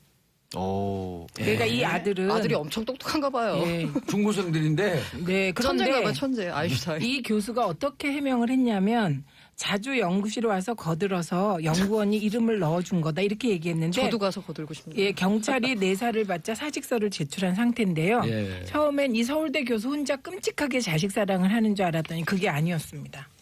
다른 교수도 교수들도 있어요? 네, 그래서 이게 학술 사이트를 통해서 한 신문이 이게 이제 확인한 건데요. 예. 이게 주로 좋은 데예요. 서울대, 포항공대, 연대, 전국 주요 대학 교수를 포함한 10명 정도가 중고생 10명이 총 24편의 논문을 발표한 것으로. 그런데 이들은 첫 논문 제출 평균 연령이 몇 살이게요? 만 16.4세입니다. 천재인가 봐요, 천재. 그런 사람들 왜 노벨상 안 줘? 그러게요. 그런데요, 그게 보통 논문이 아니에요. 적극 육성해야 되는 거 보통 아닌가요? 엄청 깐죽거린다. 그러니까 SCI급 논문 그럼 알아주는 거잖아요. 그렇죠. 다른 네. 데서 인용을 할 정도의 수준이라는 거예요. 그렇죠. SCI 거든요. 과학기술 논문 검색이 되는 건데요. 그거를 16살이 썼어요? 네, 이것을 쓴 육성해서- 아이도 있습니다. 첫 번째 우리 노벨상 예, 수상자. 아이도 있어요? 네, 아이가 중학생 있습니다. 오. 예, 그런데 이제 이런 일을 해놓고 교수님들이 해명한 게 더 웃겨요. 예, 해명의 유형이 몇 개인데요. 첫째, 초고 작성에 직접 참여했다. 이렇게 주장해요. 그게 진짜 천재인 진짜 거고. 천재다. 천재, 천재. 아, 천재. 전화 연결 한번 얘기했는데. 네, 그렇죠. 그다음에 두 국가급 영재로 번째는 육성하는. 실험기구를 세척하고 또 나중에 정리를 했다. 그거 저도 하고 싶어요. 네, 이게 두 아니 번째. 그럼 거기 연구실 하고. 와갖고 청소해 주신 아주머니들 계시잖아요. 미아원 그분 아주머니들. 다 들어가야죠. 그분들 다 들어가야 되네. 그런데 아, 택배 온 분들도 들어가야지. 솔직한 교수님들도 계세요. 스펙 때문에 할 수 없었어요. 이게 진짜겠죠. 그게 진정한 거죠. 그게 진짜겠죠. 아이들 스펙 올려주려고. 예, 그리고 실제로 몇몇 대학 입시에 몇몇은 활용했다고 합니다. 특히 자소서에 논문 공저자로 어머머. 이름을 기재해. 그건 범죄인데. 아니 그걸 공조자로 한다고 또 그 대학을 스펙으로 인정을 해줘요? 그것도 웃기다. 네. 정말 이런 일이 벌어지다 보니 기회는 평등하고 과정은 공정하며 결과는 정의로워하는 대한민국이 아무도 이 지도급 인사들을 믿지 신뢰하지 않는 않죠. 상황이 네. 된 것 같습니다. 아니 지금 마지막에 그 케이스 있잖아요. 스펙용으로 논문에 공저자로 올라갔고 그거를 이용해서 대학에 들어갔다라면 이건 정유랑 뭐가 달라요? 아, 그렇죠. 정의라 다를 거 없는데 근데 이제 문제는 그 청탁으로 인해서 부정 입사한 경우에 그 결과에 대해서 손을 못 대잖아요. 지금 우리 제도가. 부정 입학하는 것도 처음에 정의라도요. 지금 문제가 되니까 아웃시켰잖아요. 대학교에서는 이미 입학한 거 어쩔 수 없다 그랬어요. 이대에서 처음에. 그래갖고 고등학교 졸업 자격이 되느냐 안 되느냐 해갖고 먼저 고등학교 제적을 시켰어요. 예, 이게 이제 이 논문으로 대학 스펙을 쌓은 경우잖아요. 네. 이게 아니고 각 대학에 이제 왜 내가 나온 대학교인데 동문 입학 그래갖고 특혜로 들어가는 그 그게 그렇죠. 한국에도 있어요? 예, 있다고 합니다. 한국에. 오. 예, 그래서 한국에는 없는. 입학을 하면 등록금의 특혜는 네. 주는데. 네, 그런 것이 스멀스멀 부활한 케이스가 있다고. 아니 그래서 학생 선발의 자율권을 주고 다양한 방법으로 다양한 능력을 가진 학생을 선발하는 거 굉장히 시인이 좋잖아요. 근데 현실에서 보면 정말 이런 일을 보면서 야 학력고사로 선발하던 시절이 좋았다. 그 얘기 많이 하죠. 이런 사람들은. 말씀들을 가장 하세요. 공정하니까. 그러니까요. 저는 고란 기자의 한 표. 예. 저희 아니, 집사람도 그쪽에 한 표를 항상 강조하더라고요. 지금 네. 학종이라고 하잖아요. 학생 네. 종합기록부. 그게 정말 엄마가 부지런해야지 뭔가 만들 수 있는 엄마가 거잖아요. 그걸 해요? 그럼 엄마는 천재예요. 학교 왜 선생님들이 혼내고 그러세요? 아니 학교 우리 고란 선생님들이 기자님은. 아니 학종으로 어떻게 엄마가 가요? 학원을 섭외하는 거죠. 그렇죠. 엄마가 학원을 섭외하는 거지. 엄마가 학원을 섭외하고 할아버지가 돈을 이제 대고 지원해주시는 거죠. 할아버지가 집을 팔아서 돈을 내야 돼요. 그러니까요. 그냥 내서도 안 돼. 아빠는 간섭하면 안 아빠는 돼요. 그냥 예. 아무 가만히 있으면 되는 아빠 그냥 거예요. 술 드시고 천천히 집에 들어오시면 되는 거야. 야, 이 천재들 곧 연결 한번 해봐야겠는데. 16살 SGI. 알겠습니다. 세 분 인사하시고요. 네, 고맙습니다. 네, 끝났어요. 감사합니다. 예. 정봉재 정치쇼 4부 순서 들어가겠습니다. 여의도 미신타파 뉴스의 이면을 속속들이 파헤치는 심리분석의 달인 정신과 전문의 최명기 원장 청코노. 와, 접니다. 예. 문화비평, 시대비평, 뭐든지 비평, 홍코노, 경희대 이태광 교수. 네, 반갑습니다. 자, 둘이 난타전을 벌이고 있습니다. 구라 날라다니고 있습니다. 구라구라. 오늘 자, 뭘 좀 문정부, 대통령, 문재인 대통령 지지율 고공행진 왜? 이게 참 이례가 없거든요. 왜냐하면 제가 6개월 취임 기준으로 지지율을 한번 조사해 봤는데요. 그 신문에 다 나온 걸 또 조사해봐요. 신문에 나온 걸 조사를 해보죠. 네. 직접 해보실 수는 없지. 직접 해본 건 아니고. 돈이 많이 들어 직접 해보면. 할 수도 없어요. 이미 다 옛날이니까요. 아니, 그냥 물타기 한 거 그냥 지나가세요, 얼른. 네. 자, 노태우 대통령은 53%였고요. 아, 6개월 됐을 때요. 예. 김영삼 대통령은 83%였습니다. 오, 여기 1등이네. 김대중 대통령은 56%였고요. 예. 노무현 대통령은 29%였고 우와. 이명박 대통령은 24%, 박근혜 대통령은 59%, 예. 문재인 대통령은 이제 73%입니다. 야, 2위. 역대 2위네. 네, 그러나 어떤 정치 그 기반이 바뀌었다는 것을 생각하게 되면 이례가 없는 거지요. 김영삼 대통령 83%는 당시에는 이제 대통령 선거 당시에 이제 지역 감정이나 허위 감정이 있어서 그랬던 거예요. 막 이렇게 지역 감정에 근거해서 투표는 하지만 예. 그 지역 감정이 막상 나의 소득이라든가 나의 이익이라든가 나의 계층의 이익을 대변하는 감정은 아니었거든요. 그렇기 때문에 임기 초반부에는 확 올랐던 부분이 있었고요. 예. 그러고 나서 그 전에 노태우 대통령 때 워낙에 거기에 대한 어떤 실망감이 붙어서 나온 부분도 있거든요. 문재인 대통령이 박근혜 대통령에 대한 실망감이 어느 정도 반영돼서 73%가 나온 건 있다 그러지만 2000년대 이후로 완전히 어떤 이 우리나라의 그 선거 구도가 계층 구도로 바뀐 이후에는 굉장히 어려운 거죠, 사실. 이례적인 것이었다. 네. 아. 그런데 김영삼 대통령 시절은 노태우 대통령에 대한 반감, 불만 이런 것도 있었지만 또 하나의 숙청이라고 하는 전두환 정권에 대한 분노, 반감 이런 것을 정리해 나가는 그렇죠. 그런 그 정책, 초창기 금융 실명제. 6개월 동안 네. 아주 놀라운 정책을 많이 실시를 그렇죠. 했고 제가 생각할 때는 역대 대통령 중에 가장 많은 일을 한 가장 결정적인 일을 한 사람은 김영삼 대통령입니다. 그러니까 전 대통령이고. 그러니까 공도 많고 과도 많은데 마지막에 IMF 때문에 네, 그렇죠. 과만 기록이 되고 있는데 초창기에는 어마어마한 일들을 해냈죠. 그리고 최초에 이제 민주 정권이었기 때문에 네. 그런 지지율을 기반으로 둔 그런 정책들을 많이 실시할 수 있었고 또 이분이 워낙 또 아마 최민기 원장님이 분석을 해 주실 것 같은데 워낙 또 튀는 성격이잖아요. 그렇죠.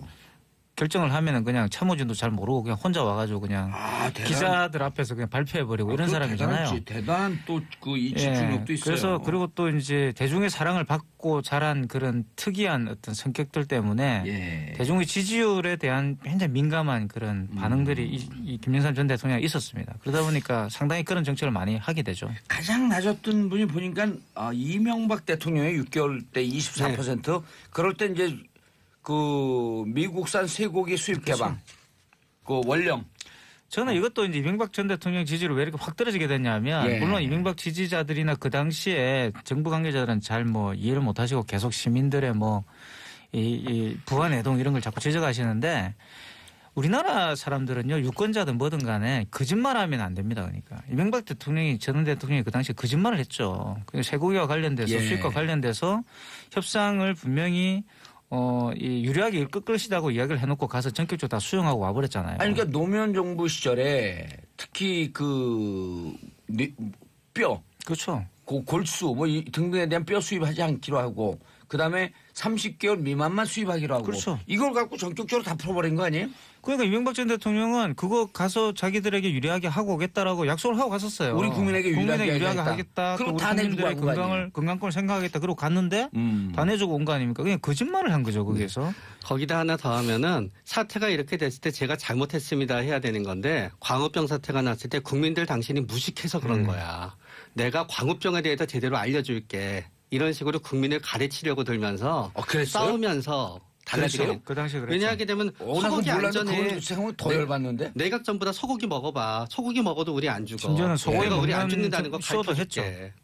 이런 식으로 해서 물론 그 광우병에 대한 어떤 지식적인 부분은 그들이 맞았을 수도 있어요. 결국 광우병으로 인해서 아직 사망자가 있거나 그렇진 않았으니까요. 30년이에요. 발병하는데. 그렇죠. 그럼에도 불구하고 정서를 이해하고 동조하려는 게 아니라 한번 싸워보자. 우리가 마음만 먹으면 다 생각을 바꿀 수 있어. 이러니까 국민이 더 화가 났지요. 국민 헌법 위에 국민 정서법, 국민 감정법 있었던 걸 몰랐던 거죠. 네. 가르치려고 들으니까 너무너무 싫은 거예요. 특히 아이 엄마들이. 노무현 대통령이 왜 이렇게 낮았어요? 29%? 그것도 역시 이제 당시에 측근의 불법 선거자금 논란이 그때 있었죠. 아하. 이광재 그 안희정 지사가 그때 구속됐죠. 그게 좀 결정적이고요. 왜냐하면 이제 노무현 전 대통령 같은 경우는 이른바 정권의 도덕성 이런 것들이 굉장히 강조되었고 드디어 이제 보수에 대한 여러 가지 우위를 점하게 되는 진보가 다시 말하면 그 당시 진보 정권이 가지고 있던 그런 여러 가지의 도덕적 우월성을 과시했던 그런 정권이거든요.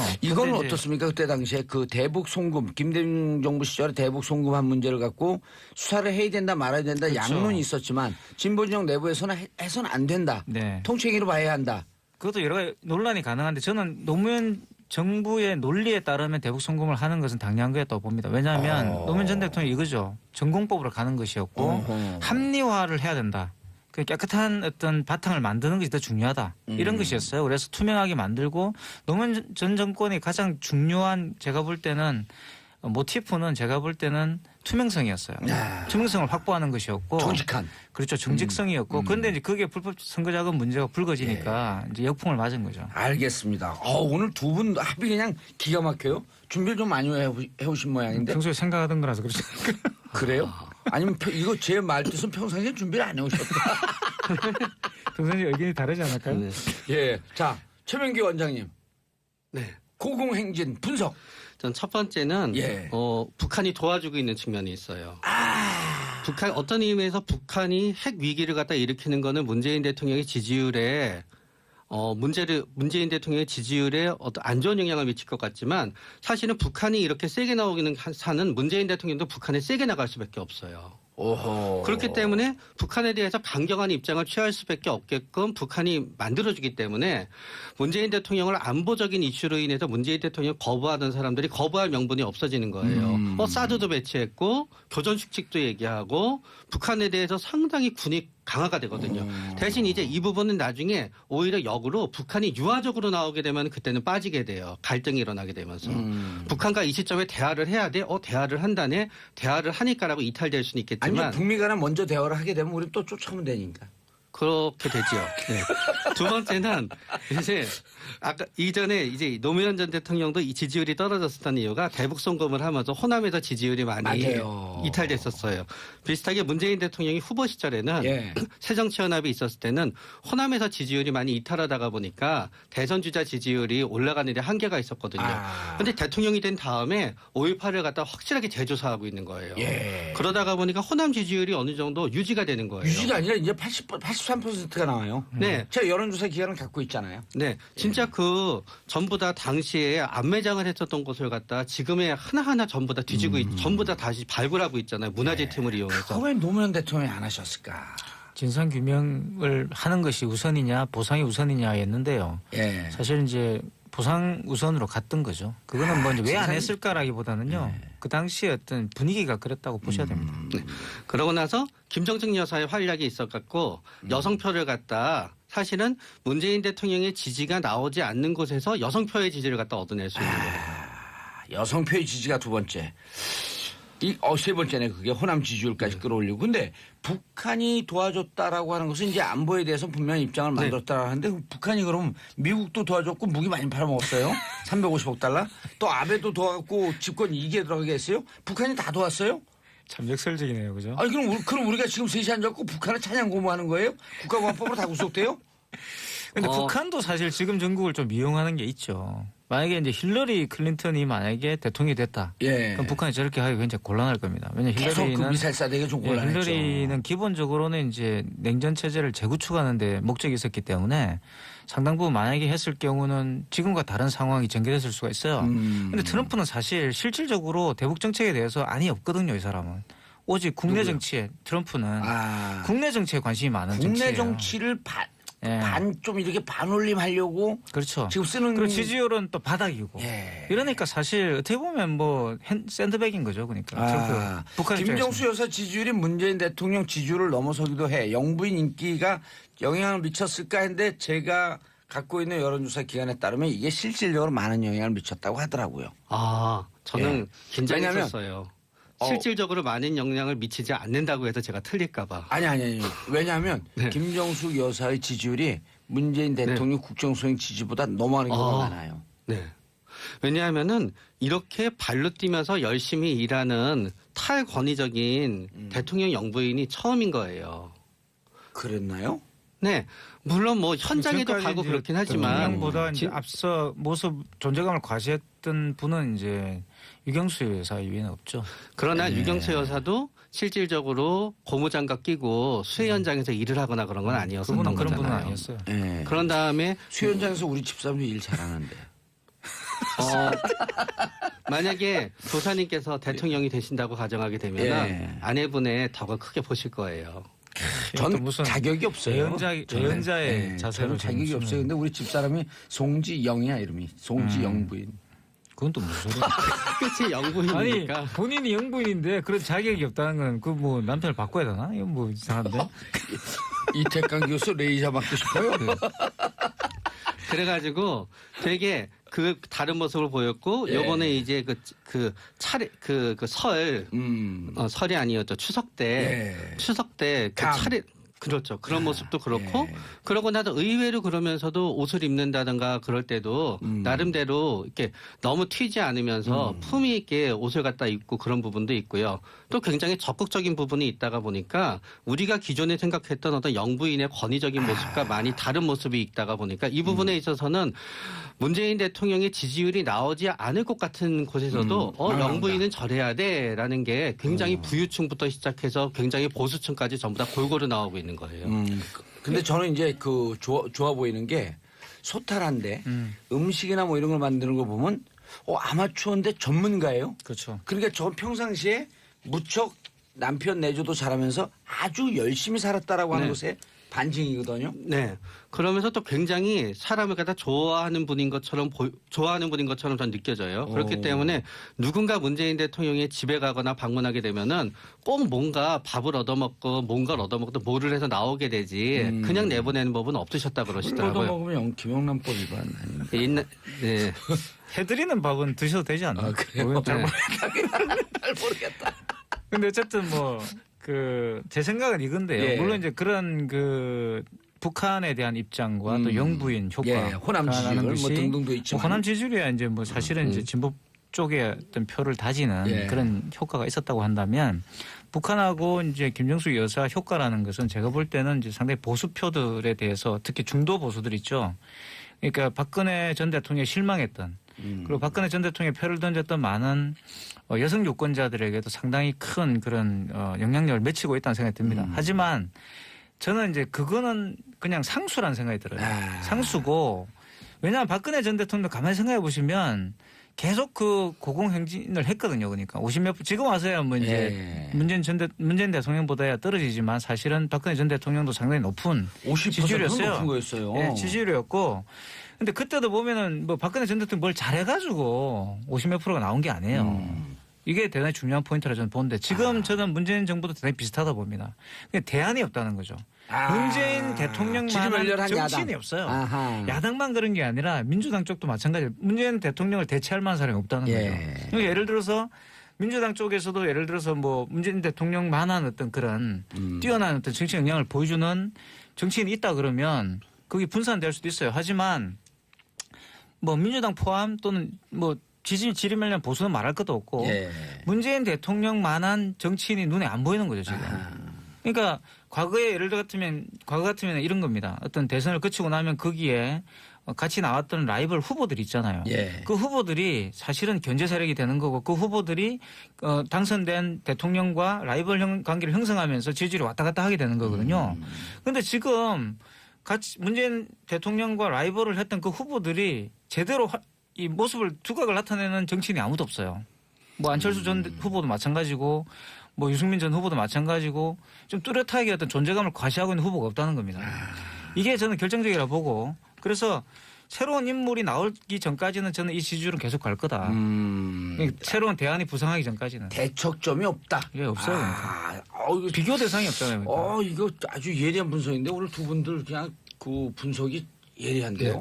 그러나 또 어떻게 따지게 되면은 지금 두각을 나타내려고 하는 게 그 분들한테 별로 유리하게 돌아가지가 않아요. 그러니까요. 그렇죠. 지금 안철수, 홍준표, 유승민 이런 분들은 한 1, 2년 좀 잠잠하게 있어도 되거든요. 외유도 좀 나갔다 오고. 근데 잠잠하게 있으면 한국 사회 특성상 잊혀져요. 그렇지도 않아요. 아니 뭐 지금 김무성 전 대표 같은 경우는 지금 존재감이 없잖아요 지금. 뭐 그런 거와 마찬가지인 거죠. 한 몇 개월 사라지면 사라집니다. 근데 기본 내공이 있으면 또 다시 돌아올 수는 있겠죠. 빵 치면 또 그게 아주 강력한 펀처가 되는데 불안 너무 초조한 오히려 거 아니에요? 내공이 없기 때문에 불안한 거 아닐까요? 그렇죠. 네. 초조해야지. 지금 같은 경우 사실 외유를 가는 것이 상책이죠. 좀 사라지는 게 사라지는 상책이죠. 그리고 민주당 내에 그 경선 이제 같이 하셨던 분들은 더 이렇게 두드러지기가 어려워요. 두드러지게 되게 되면은 상당히 많은 두드러지기 위해서는 차별점을 내야 되는데 그 차별점이 현재 문재인 대통령에 대한 일종의 비판으로 받아들여지게 되면 역공을 받기 때문에 뭔가 이렇게 한마디 하기도 너무 어려워요. 두드러지면 두드러기. 그래서 두드러기였던 거군요. 두드러기가 두드러짐에서 나왔구나. 정상 피부에서. 볼록볼록 나온다 그래서 두드러기. 진짜 처음 알았어요. 아무 말 대잔치. 정치권의 두드러기가 되자. 이 괜찮네요. 정치권의 두드러기를 두드러지려고 그러다 보면 정치권의 두드러기가 되는 거예요. 두드려라 두드러기 될 것이다. 그래서 아마 내년 지방선거쯤에 새로운 인물이 나온다면 이제 상당히 흥미로운 뭐 정치판이 다시 펼쳐지지 않을까 싶은데요. 누구를 지금으로서는 좀 누구를 염두에 두고 있죠. 경기도지사 준비하는 그분 염두에 두고 있는 거 아닌가요? 아니 뭐 저는 그렇지는 않고요. 그러니까 뭐 그것도 하나의 가능성인데 그 최 원장님 말씀하신 것처럼 상당한 도전이 있습니다. 만약에 진짜 이러한 도전을 해결하고 두각을 나타낸다면 그분이 정말 능력이 있는 거예요. 그렇죠. 자, 지지율이 흔들리려. 그리고 또 지지율이 꼭 흔들릴 이유가 없잖아요. 왜 흔들려요? 저는 그러니까 당분간 없을 거라고 봐요. 왜 흔들려 이게? 그러나 지지율이 이제 잘 나가면 좋은 거지. 가장 이제 문제가 되는 건 이제 두 개의 이슈쯤이 있을 것 같아요. 첫 번째는 아까 제가 말씀드린 북한에 대한 표현은 제가 이제 바꾸겠습니다. 북한의 어떤 그런 부적절한 입장이 정부의 입장을 갖다 확고히 하기에 훨씬 용이하게 만들어준 점이 있다는 걸로 바꾸고요. 북한이 도와준 적은 절대로 없습니다. 그러나 이제 그러나 조건이지, 조건. 저는 서로 북미 간의 대화가 이루어져서 예. 우리나라와 이루어진 다음에 한국과 북한과의 대화가 이루어진다 하더라도 북한에 대해서 일정 부분 원조를 한다거나 개성공단을 갖다 다시 한다거나 하게 되면은 지지율 떨어질 거라고요? 네, 그때는 일정 부분은 이탈하게 됩니다. 그러나 그 이탈하게 된다 그래서 그게 확 이탈하는 건 아니지만 일정 부분은 이탈하게 될 부분이 있고요. 두 번째는 외부의 경제 변수입니다. 이명박 대통령이 지지율이 급락했었던 이유 중에 하나는 이명박 대통령의 그런 국민과의 싸움도 문제가 있었지만 사실은 리만 브라더스 이후에 경제 위기로 인해서 경제 상황이 안 좋아지게 되면서 이제 떨어지게 됐었던 거거든요. 예. 그렇기 때문에 만약에 외부 경제의 변수가 일어나게 된다면 2년 후 3년 뒤에 이 두 개가 동시에 일어나게 되면은 우리 경제도 어려운데 무슨 북한에 대해서 도와줄 수 여지가 돼 그러면서 그때는 많은 부분이 보수층이 다시 우리 제대로 된 보수가 있어야 되겠어라고 하면서 새로운 인물을 찾아낼 가능성이 올라가게 됩니다. 아니 도와주는 게 아니고 남북 경협을 통해서 한국 경제의 활로를 찾자. 블루오션의 개척이다. 이런 의미로 가면 좀 달라지지 않나요? 그래도 이 교수님. 그렇죠. 그 남북 경협 같은 경우도 만약에 제대로 이제 그 실행이 되고 북한이 전격적인 태도로 나오고 왜냐하면 이게 이제 우리 경제 문제와 관련이 있기 때문에 앞으로도 그런 정기적인 어떤 상황이 벌어질 수는 있죠. 예. 저는 이제 그런 것도 기대하고 있는데 문제는 이제 북핵 문제가 먼저 해결이 되는 것은 사실입니다. 그게 먼저 돼야지만 됩니다. 북한이 그렇죠. 자기 정권의 안정성이 없는 상황에서 문을 개방할 리는 없어요. 알겠습니다. 그런데 이제 남북 관계 개선이라고 하는 게 대화 국면으로 가는 게 지지율의 상승의 요인이 될까요? 하락의 요인이 될까요? 저는 일단 상승의 요인이 될 거라고 생각해요. 그러니까 두 분이 상당히 견해가 많은 좀 부분에서는 상승이 될 거라고 일단은 봅니다. 상승의 요인이 되지만 막상 거기에 있어서 경제 협력이 되면서 뭔가 그게 똑같이 바라보는 입장이 달라지는 거예요. 합리적으로는 아무리 경제 협력일지언정 비합리적인 입장에서 바라보게 되면 그거는 원조가 되거든요. 그렇게 되게 되면서 북한을 결국은 다시 어떤 입장에서 바라보냐로 갈등이 일어나는 시점에서는 보수층인데 현재 휩쓸리고 있는 한 20% 정도에 해당되는 지지율은 빠져나갈 가능성이 있다는 거죠. 예, 알겠습니다. 그리고 노무현 전 대통령도 이른바 이제 그 팬층이 대단했었어요. 그렇죠.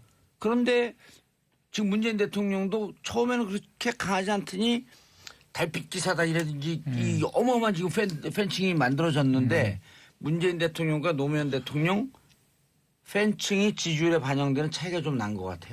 그러니까 노무현 대통령의 사후에는 비슷해졌습니다. 그런데 이제 노무현 대통령이 지지율이 낮아졌을 때는 노무현 대통령이 굉장히 그때 화내는 모습을 많이 보여줬어요. 본인의 입장에서 충분히 그렇죠. 화날 만한 일들이었지만 계속 화내는 모습을 갖다 많이 보여주다가 보니까 노무현 대통령에 대해서 그다지 호의적이지 않았던 사람들이 그 화내는 모습 자체를 갖다 일종의 품격의 문제로 물고 늘어지면서 비난을 갖다 하기 시작한 거예요. 거기에 비해서 문재인 대통령은 노무현 대통령과 거의 비슷한 정책을 펼치고 있지만 거의 화내는 모습을 보여주지 않아요. 그렇기 때문에 너무 이렇게 화내는 모습이라든가 감정적인 모습이 많이 나타나게 되면은 국민의 피로도가 올라가게 되는 부분이 있는데 그 부분에 있어서 당시 노무현 대통령을 모시던 분들이 조금 더 굉장히 많이 열심히 노력을 했음에도 불구하고 뭔가 그런 점에 있어서 약간의 피로도를 줬었던 점이 반영이 되는 거고 나중에 노무현 전 대통령이 사후에는 우리가 객관적으로 보게 되고 많은 부분을 갖다 기억하게 되면서는 오히려 사후에는 그분의 업적이라든가 그분의 좋은 점을 기억하게 되면서 지지율이 역상승하게 되는 역주행을 하게 되는 부분이 생기게 되는 거예요. 자, 이태강 교수님, 박근혜 전 대통령 콘크리트 지지율 30%다. 마지막에 이제 5%까지 떨어졌지만 문재인 대통령의 콘크리트 지지율 절대 빠지지 않을 수 있는 지지율 몇 %? 저도 한 30% 될 거라 봅니다. 그래요? 그러니까 보통 진보 너무 낮게 본 거 아니에요? 아니 콘크리트 지지율이 그렇죠. 무슨 일이 있더라도 이제 문재인 대통령을 지지할 사람들이 한 30% 되지 않을까 싶고요. 그게 이제 근데 이 최 원장님 말씀을 제가 좀 덧붙이자면. 문재인 정부는 사실 이 팬층의 그런 지지도라든가 이런 걸 중심으로 해서 지금 정책을 펼치고 있는 것 같지는 않아요. 여러 가지 면에서 보면 굉장히 골고루 정책을 펼치고 있고 그런 면에서 상당히 이제 뚝심 있는 그런 행정을 보여줬기 때문에 지지율이 유지되고 있는 것이지 이 과거처럼 이렇게 팬층 중심의 그런 그 지지율이라고 생각하지는 않습니다. 그럼 둘 중에 하나 찍어보세요. 51.8%가 하한선일까? 콘크리트 지지율까? 아니면 41.6%가 콘크리트 지지율일까? 둘 중에. 41.6% 정도 되겠죠. 여기는요. 저도 40% 내외는 41점 아니 정확하게 둘 중에 51.8이냐 41.6이냐. 콘크리트라고 하려고 그러면 낮을수록 더 확률상 유리하죠. 41.6. 제가 두 개를 한 거는요. 5.18 정신의 반영이냐 4.16 참사를 잘 수습한 것의 반영이냐 이걸 물어본 거예요. 이거 의미 있는 질문이잖아요. 맞아요. 그렇죠. 예. 자, 인천 영도에서 발견된 실종자 시신 낚싯배 선장으로 확인됐다고 하는 안타까운 소식입니다. 자, 오늘 대통령 지지율은요 그간 여론조사 추이를 바탕으로 말씀을 나눈 것이고요. 자세한 조사 내용은 한국갤럽 홈페이지나 중앙선거 여론조사심의위원회 홈페이지 참조하시길 바라겠습니다. 자, 두 분 인사하시고요. 네, 감사합니다. 오늘 합의 좋았어요. 네. 예, 저는 내일 10시 5분에 다시 돌아오겠습니다. 한반도 긴장은 고조되고 있지만 평화를 사랑하는 대한민국 국민 여러분 감사합니다. 땡큐 피스 코리아.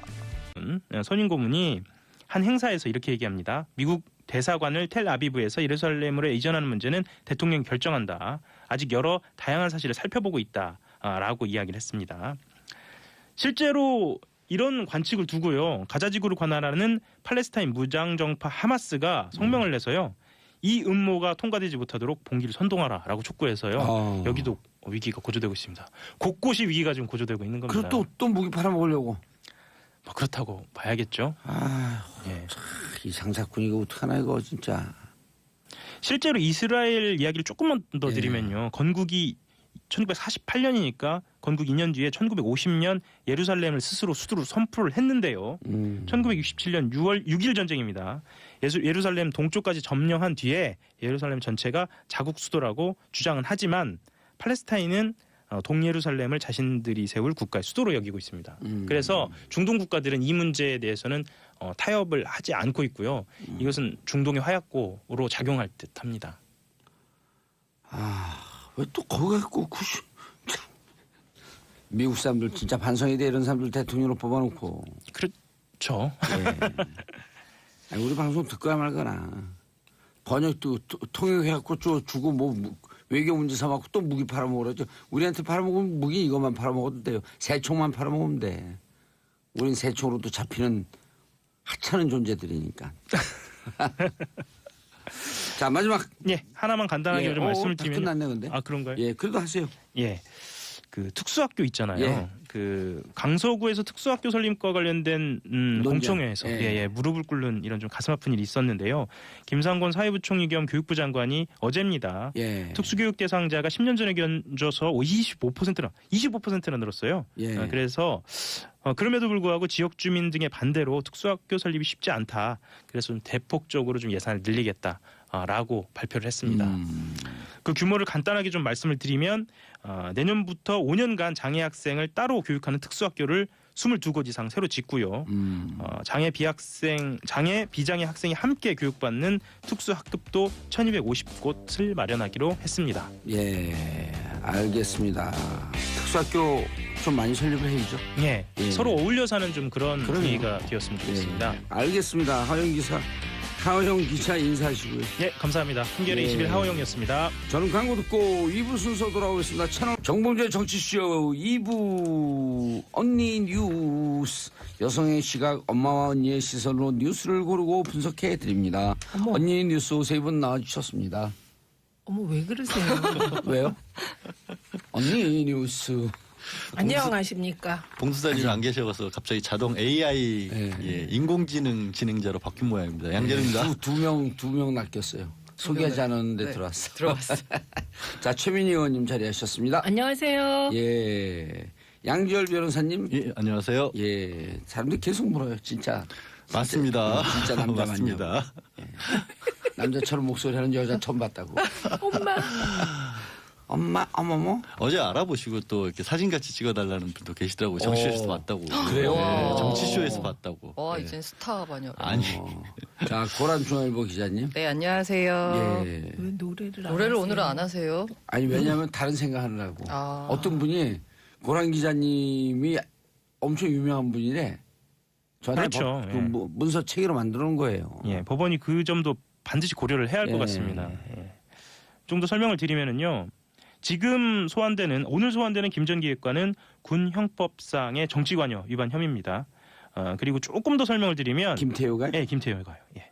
김태효 전 기획관 지금 현재 교수죠. 예. 그 대외전략기획관. 그렇죠. 예, 이 전 대통령의 외교안보 분야 과외교사로 불렸고요. 실제로 이명박 정부 출범과 함께 참모그룹으로 합류를 했습니다. 그래서 대외전략과 관련돼서 책임자로 수석급까지 지냈습니다. 검찰은 이미 그 김관진 전 장관을 조사하는 과정에서 대선을 앞두고 군 사이버사령부 증원을 논의할 때 실무 협상 파트너는 김 전 기획관이었다. 그리고 김 전 기획관에게 심리전담 활동 보고서를 전달했고 또 대통령에게도 보고된 것으로 안다라는 보고 사실까지 인정을 했습니다. 김 전 장관이요. 그래서 네. 검찰 내부에서는 좀 자신감을 보이고 있는 것 같습니다. 그런데 예. 뭐예요? 구속영장 청구하면 또 발부가 안 될 건데. 이상한 점은 또 있습니다. 어떤 점이 이상하냐면요. 네. 그 최근에 그 김태효 전 기획관의 통화 내역을 조회하는 과정에서 지난 10월께부터 김 전 기획관이 이명박 정부 청와대 핵심 관계자들과 자주 통화하고요. 그리고 그 통화 시간도 굉장히 많이 늘어난 사실을 파악을 한 겁니다. 이때가 어떤 때냐면요. 연재현 전 사이버사령관과 임관빈 전 국방부 정책실장 그리고 김관진 전 장관까지 검찰의 줄조사를 받던 때입니다. 대책을 세우는 전화했었나 보죠? 실제로 이 내역이 드러난 것으로 이제 검찰이 뭐랄까요? 수사가 본격적으로 시작이 된 거니까요.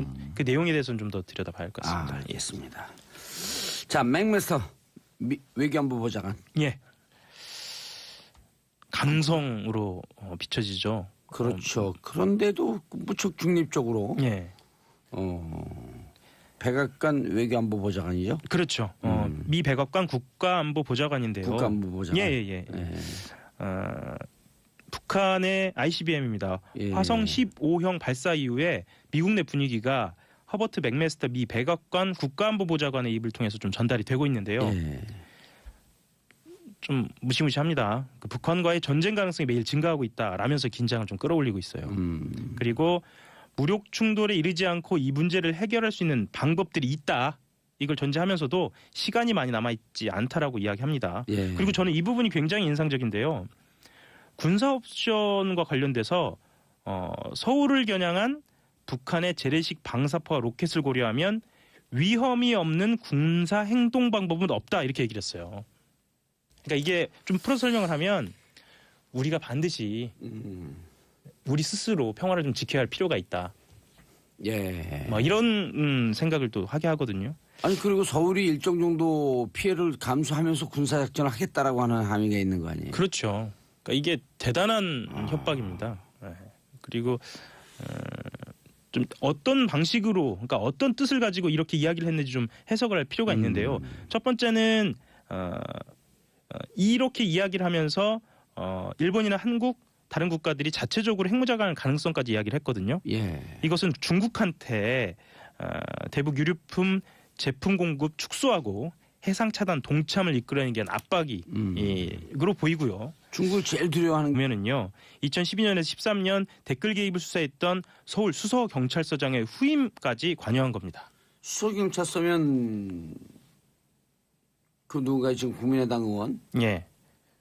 권은희 의원이죠. 권은희 의원이 있었던 수사과장으로 있었던 그 경찰서 아닌가요? 예, 그 당시에 그 역삼동에 있는 오피스텔에서 국정원 직원이 발견되지 않았습니까? 그러니까 포착하지 않았습니까? 그 댓글 활동을 그때 당시에 포착한 뒤에 그 증거물들을 압수해서 서울경찰청에서 분석을 하고요. 그것을 수사해서 결과를 발표한 곳이 수서경찰서입니다. 예, 수서경찰서. 예, 당시에 만들어진 보고서를 좀 보면은요.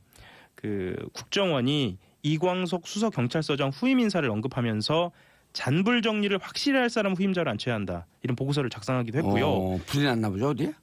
그만큼 다급했다는 얘기죠. 예, 본인들은 이게 프레임을 바꿔서 감금 사건이다 또는 국정원에 대한 명예훼손이다라고 이야기를 했지만 이건 대형 산불과 비견될 정도로 명백히 자신들이 스스로 대선 댓글 개입에 정치적으로 개입했다라고 하는 것을 입증한. 뭐 그렇게 볼 수 있죠. 예. 보통 잔불이라는 표현은 대형 산불이나 대형 화재에 비유돼서 나오는 이야기니까요. 그렇죠. 심지어는 그 후임의 박아무개 총경을 거론하면서 이 사람은 출세지향적이라는 점을 들어서 보임을 저지해야 한다는 내용이 등장하는데요. 실제로 이 박 총경이 가지 않고요. 다른 이하무개 총경이 보임이 된 것으로 그렇게 확인이 됐습니다. 출세 지향 중인 사람들은 사건을 파고 들어왔고 사건의 진실을 드러내고 자기가 좀 광을 팔려고 하는 기질을 보일 것이다. 그럴 수 있으니까요. 예, 그러니까 한마디로 통제가 안 될 수도 있다라는 거죠. 예. 하영 기자 같은 사람이네요. 열심히 하겠습니다. 뭐 다른 거 모르겠고요. 열심히 하겠습니다. 그리고 조금만 더 말씀을 드리면요. 그때 인사 발표 하루 전에 국정원법 위반 혐의를 적용해서 국정원 직원 2명을 기소 의견으로 검찰에 송치했으니까요. 이 검찰에 송치하는 시기, 인사하는 사람 이것 다 국정원이 조율하지 않았느냐라는 그런 분석이 나올 듯합니다. 예. 권은희 수석 당시 과장은 지금 의원돼 갖고 재선됐나요? 네, 재선이죠. 보통 1.5선이라고 하죠. 1.5선. 예. 중간에 이 보궐선거가 있으니까. 예, 알겠습니다. 다음 세 번째 김태호. 예, 드디어 김태호가 등장을 합니다. 예, 김태호란 이름이 등장을 하는데요. 오늘입니다. 이명박 정부 시절에 군 사이버사령부의 정치 개입에 관여한 의혹을 받고 있는 김태호 전 청와대 대외전략기획관이 피의자 신분입니다. 피의자 신분으로 오늘 검찰에 나와서 조사를 받습니다. 여기 와서 실제로 제가 출연을 해서 김태호라는 이름을 매번 얘기한 것, 매번 얘기한 것 같은데요. 근데 피의자 신분으로 해갖고 기소는 할 것이고, 구속영장 청구하면은 권순호, 오민석, 강영부, 영장 전담 판사가 또 기각할 거 아니에요? 그렇죠, 강부영 판사죠. 강부영. 예, 그건 좀 두고 봐야 할 것 같은데요. 지금까지 추세로 봤을 때는 무조건 기각이죠. 이분도 기각하는 것 같고 누굽니까? 문제 제기하니까 정치적 발언하지 마라. 김명수 대법원장이. 그렇죠. 왜 대법원장이 됐어요? 김명수 대법원장이. 그런 발언을 하려면 잘못된 판결에 대해서 항의를 해야죠. 그러니까 일반의 법감정도 굉장히 중요한데 대법원이 법이라고 하는 것은 상식을. 안녕하세요. 시대의 양심 마사의 중독성 대체 불가 정봉주의 정치쇼 정봉주입니다. 자, 지금 이 시간 여러분이 가장 많이 찾아본 실시간 검색어 들여다보겠습니다. 영흥도에서 실종자 1명 발견됐다는 보도. 강추위 전국 영하권 오후부터 일부 지역에 눈이 온다고 하고요. 유엔 사무차장 오늘 방북한답니다. 6년 만에 최고위급 방북이죠. 최경환, 김태호 전 정권 실세들 오늘 검찰 출소한 최경환 소환 불응 통보했습니다. 자, 이 중에 봉도사업 고롱 오늘의 실시간 검색어는 유엔 사무차장 오늘 방북 한반도 평화의 기운이 돌았으면 하는 바람입니다. 이문세 이 세상 살아가다 보면 들으면서 1부 순서 들어가겠습니다. 정봉주의 정치쇼 1부 순서 들어가겠습니다. 자, 뉴스 브리핑으로 시작하겠습니다. 원포인트 뉴스 하호영 한겨레 신문 기자 자리하셨습니다. 네, 안녕하세요. 한겨레 하호영 기자입니다. 예, 한겨레 20일이잖아요. 네, 한겨레 20일 이슈팀장 하호영입니다. 지금부터 사기를 치세요. 한겨레 20일. 네, 한겨레 20일은 한겨레 20일 부여서요. 한겨레 신문 소속입니다. 예. 그래요? 예. 회사가 이상해졌네. 보수가 떨어지니까 자꾸 이상해졌네. 정기 구독 부탁드립니다. 예, 그런 얘기하면 안 돼요. 잘려요. 자, 예상 간단히 좀 정리를 해드리면요. 조금 이따 11시입니다. 11시에 본회의를 열어서 예산안 처리할 예정인데요. 쟁점이었던 국가공무원 신규 증원 규모가 조금 줄었습니다. 그래도 9,475명으로 확정이 됐고요. 9,475명이요? 네. 예, 그렇게 확정이 됐고 최저임금 인상에 따른 영세사업자에게 인건비를 일부 지원하는 일자리 안정자금 이것은 내년도에 그 정부안대로 2조 9,707억 원을 편성하기로 했습니다. 예, 다만 이제 2018년도 규모를 넘지 않도록 2019년도엔 조정을 했고요. 그리고 직접 지원에서 간접 지원으로 바꾸는 계획을 내년 7월에 보고하도록 했으니까요. 직접 지원은 간접 지원은 뭐죠? 일단 직접 지원은 간접 지원부터 설명을 좀 드리면은요. 근로 장려 세제 혜택을 주고요. 그리고 사회보험료 지급 연계를 해서 간접 지원을 하는 것이고요. 직접 지원 같은 경우에는 제가 좀 더 알아봐야 할 것 같은데요. 직접 그 금액을 지원하는 방식으로 저는 알고 있거든요. 그렇죠. 그것 때문에 계속 저항을 했었죠. 야당에서. 그래서 무슨 다른 4대 보험을 4대 보험과 연계해서 4대 보험을 좀 보조한다든지 이렇게 되는 것이 이제 간접 지원이고. 예, 이게 어떤 방식으로 어떤 절차를 거쳐서 지원이 되는지, 그러니까 직접 지원이니까 이제 현금 지원이 될 것으로 보이는데요. 이건 조금 더 좀 조사를 해봐야 할 것 같습니다. 알겠습니다. 예. 자, 어쨌든 정부 원한 대로 2조 9천억. 예. 그걸 편성하기로 했다. 예, 조금 더 말씀을 드릴까요? 그 애초에 만 5살 이하의 아동 전원에게 월 10만 원 새롭게 지급하려고 해주던 아동수당도 2인 가구 소득 기준으로 90% 이하. 그러니까 10%의 고위 소득자를 제외한 그 가정의 아동에게 지급하는 걸로 절충을 했습니다. 예. 예. 그리고 이것도 7월이 아니라 내년 9월부터 지급되게 됩니다. 예. 상위 10%는 빼자. 예. 알겠습니다. 댓글 사건 경찰 수사 잔불 정리 목표? 이게 예. 뭐예요? 이게 2013년도 대선 댓글 개입을 수사한 경찰의 수사 상황이 있지 않습니까? 예. 이게 외부로 유출될까 봐 국가정보원이 경찰의 인사에도 개입한 정황이 확인이 됐습니다. 예. 국정원 적폐청산 TF가 확보한 문건을 좀 이게 그 대한민국의 핵무장, 네. 그리고 일본의 핵무장, 그러면서 그 도미노 현상으로 인해서 대만, 필리핀까지 핵무장하는 현상. 예. 이걸 제일 두려워하잖아요. 예. 그리고 그 위협을 이야기하면서 또 어떤 이야기를 하냐면 그 자체로도 위협이지만 확산돼서는 안 된다라는 이야기를 합니다. 그러니까 김정은이 이러한 무기들을 다른 나라에 확산시키거나 파는 것이 더 큰 위협이다라는 이야기를 하거든요. 그래서 트럼프 행정부가 비핵화뿐만 아니라 비확산으로 무게 중심을 상당히 좀 옮기고 있는 거 아니냐라는. 그렇죠. 이렇게 완성되고 예. 이것이 이제 제3국, 미국과 대립될 수 있는 제3국으로 넘어갈 가능성. 예. 그리고 이 표면적인 것만 아니라 그 안을 좀 들여다보면요. 지금 트럼프 행정부가 세제 개혁이라든가 러시아 스캔들이라든가 외교 정책에 대한 집중도가 좀 떨어져 있고 국제기구 등이 이제 한반도 긴장 완화를 위한 행보를 지금 시작하고 있지 않습니까? 예. 유엔 차장도 방문하고요. 그런 관측이 있어서 최악의 상황으로는 빠지지 않을 것이다라는 전망도 있고요. 예. 또 하나는 시선을 돌리려는 거 아니냐. 이 국내적인 문제에서 대외적으로 좀 긴장을 고조시키면서 시선을 돌리려는 거 아니냐. 러시아 스캔들이 지금 상당히 그 강도 높게 수사되고 있는 거 아닌가요? 그렇죠. 예, 그렇기도 하면서 또한 긴장이 높아지면 또 무기 판매에 영향이 있으니까요. 이 양수겸장을 좀 하려는 거 아니냐 이런 해석도 근데 있습니다. 제가 어제 그 외교안보 전문가하고 잠깐 대담을 하는데 예. 그 얘기를 하더라고요.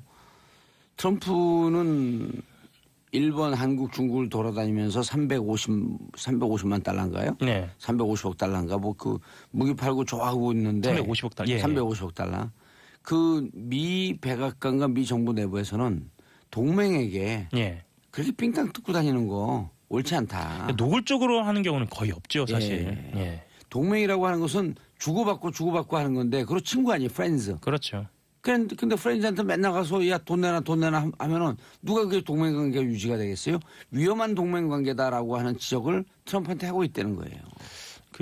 그리고 군사 전문가들은 이런 얘기도 합니다. 그러니까 당장의 경제적 이익을 위해서 군사적 우위를 점할 수 있는 군사 기밀과 관련된 그리고 최신 기술과 관련된 것을 너무 쉽게 넘겨주는 거 아니냐라는 미국 내 시각도 있어요. 그럼요. 예. 그리고 미국에서 F-35 같은 경우는 미 의회의 승인을 받고 넘겨주고 그런 나라예요. 예. 근데 뭐 그런 거 없이 직접 판매를 할 것처럼 특히 핵잠도 그렇고요.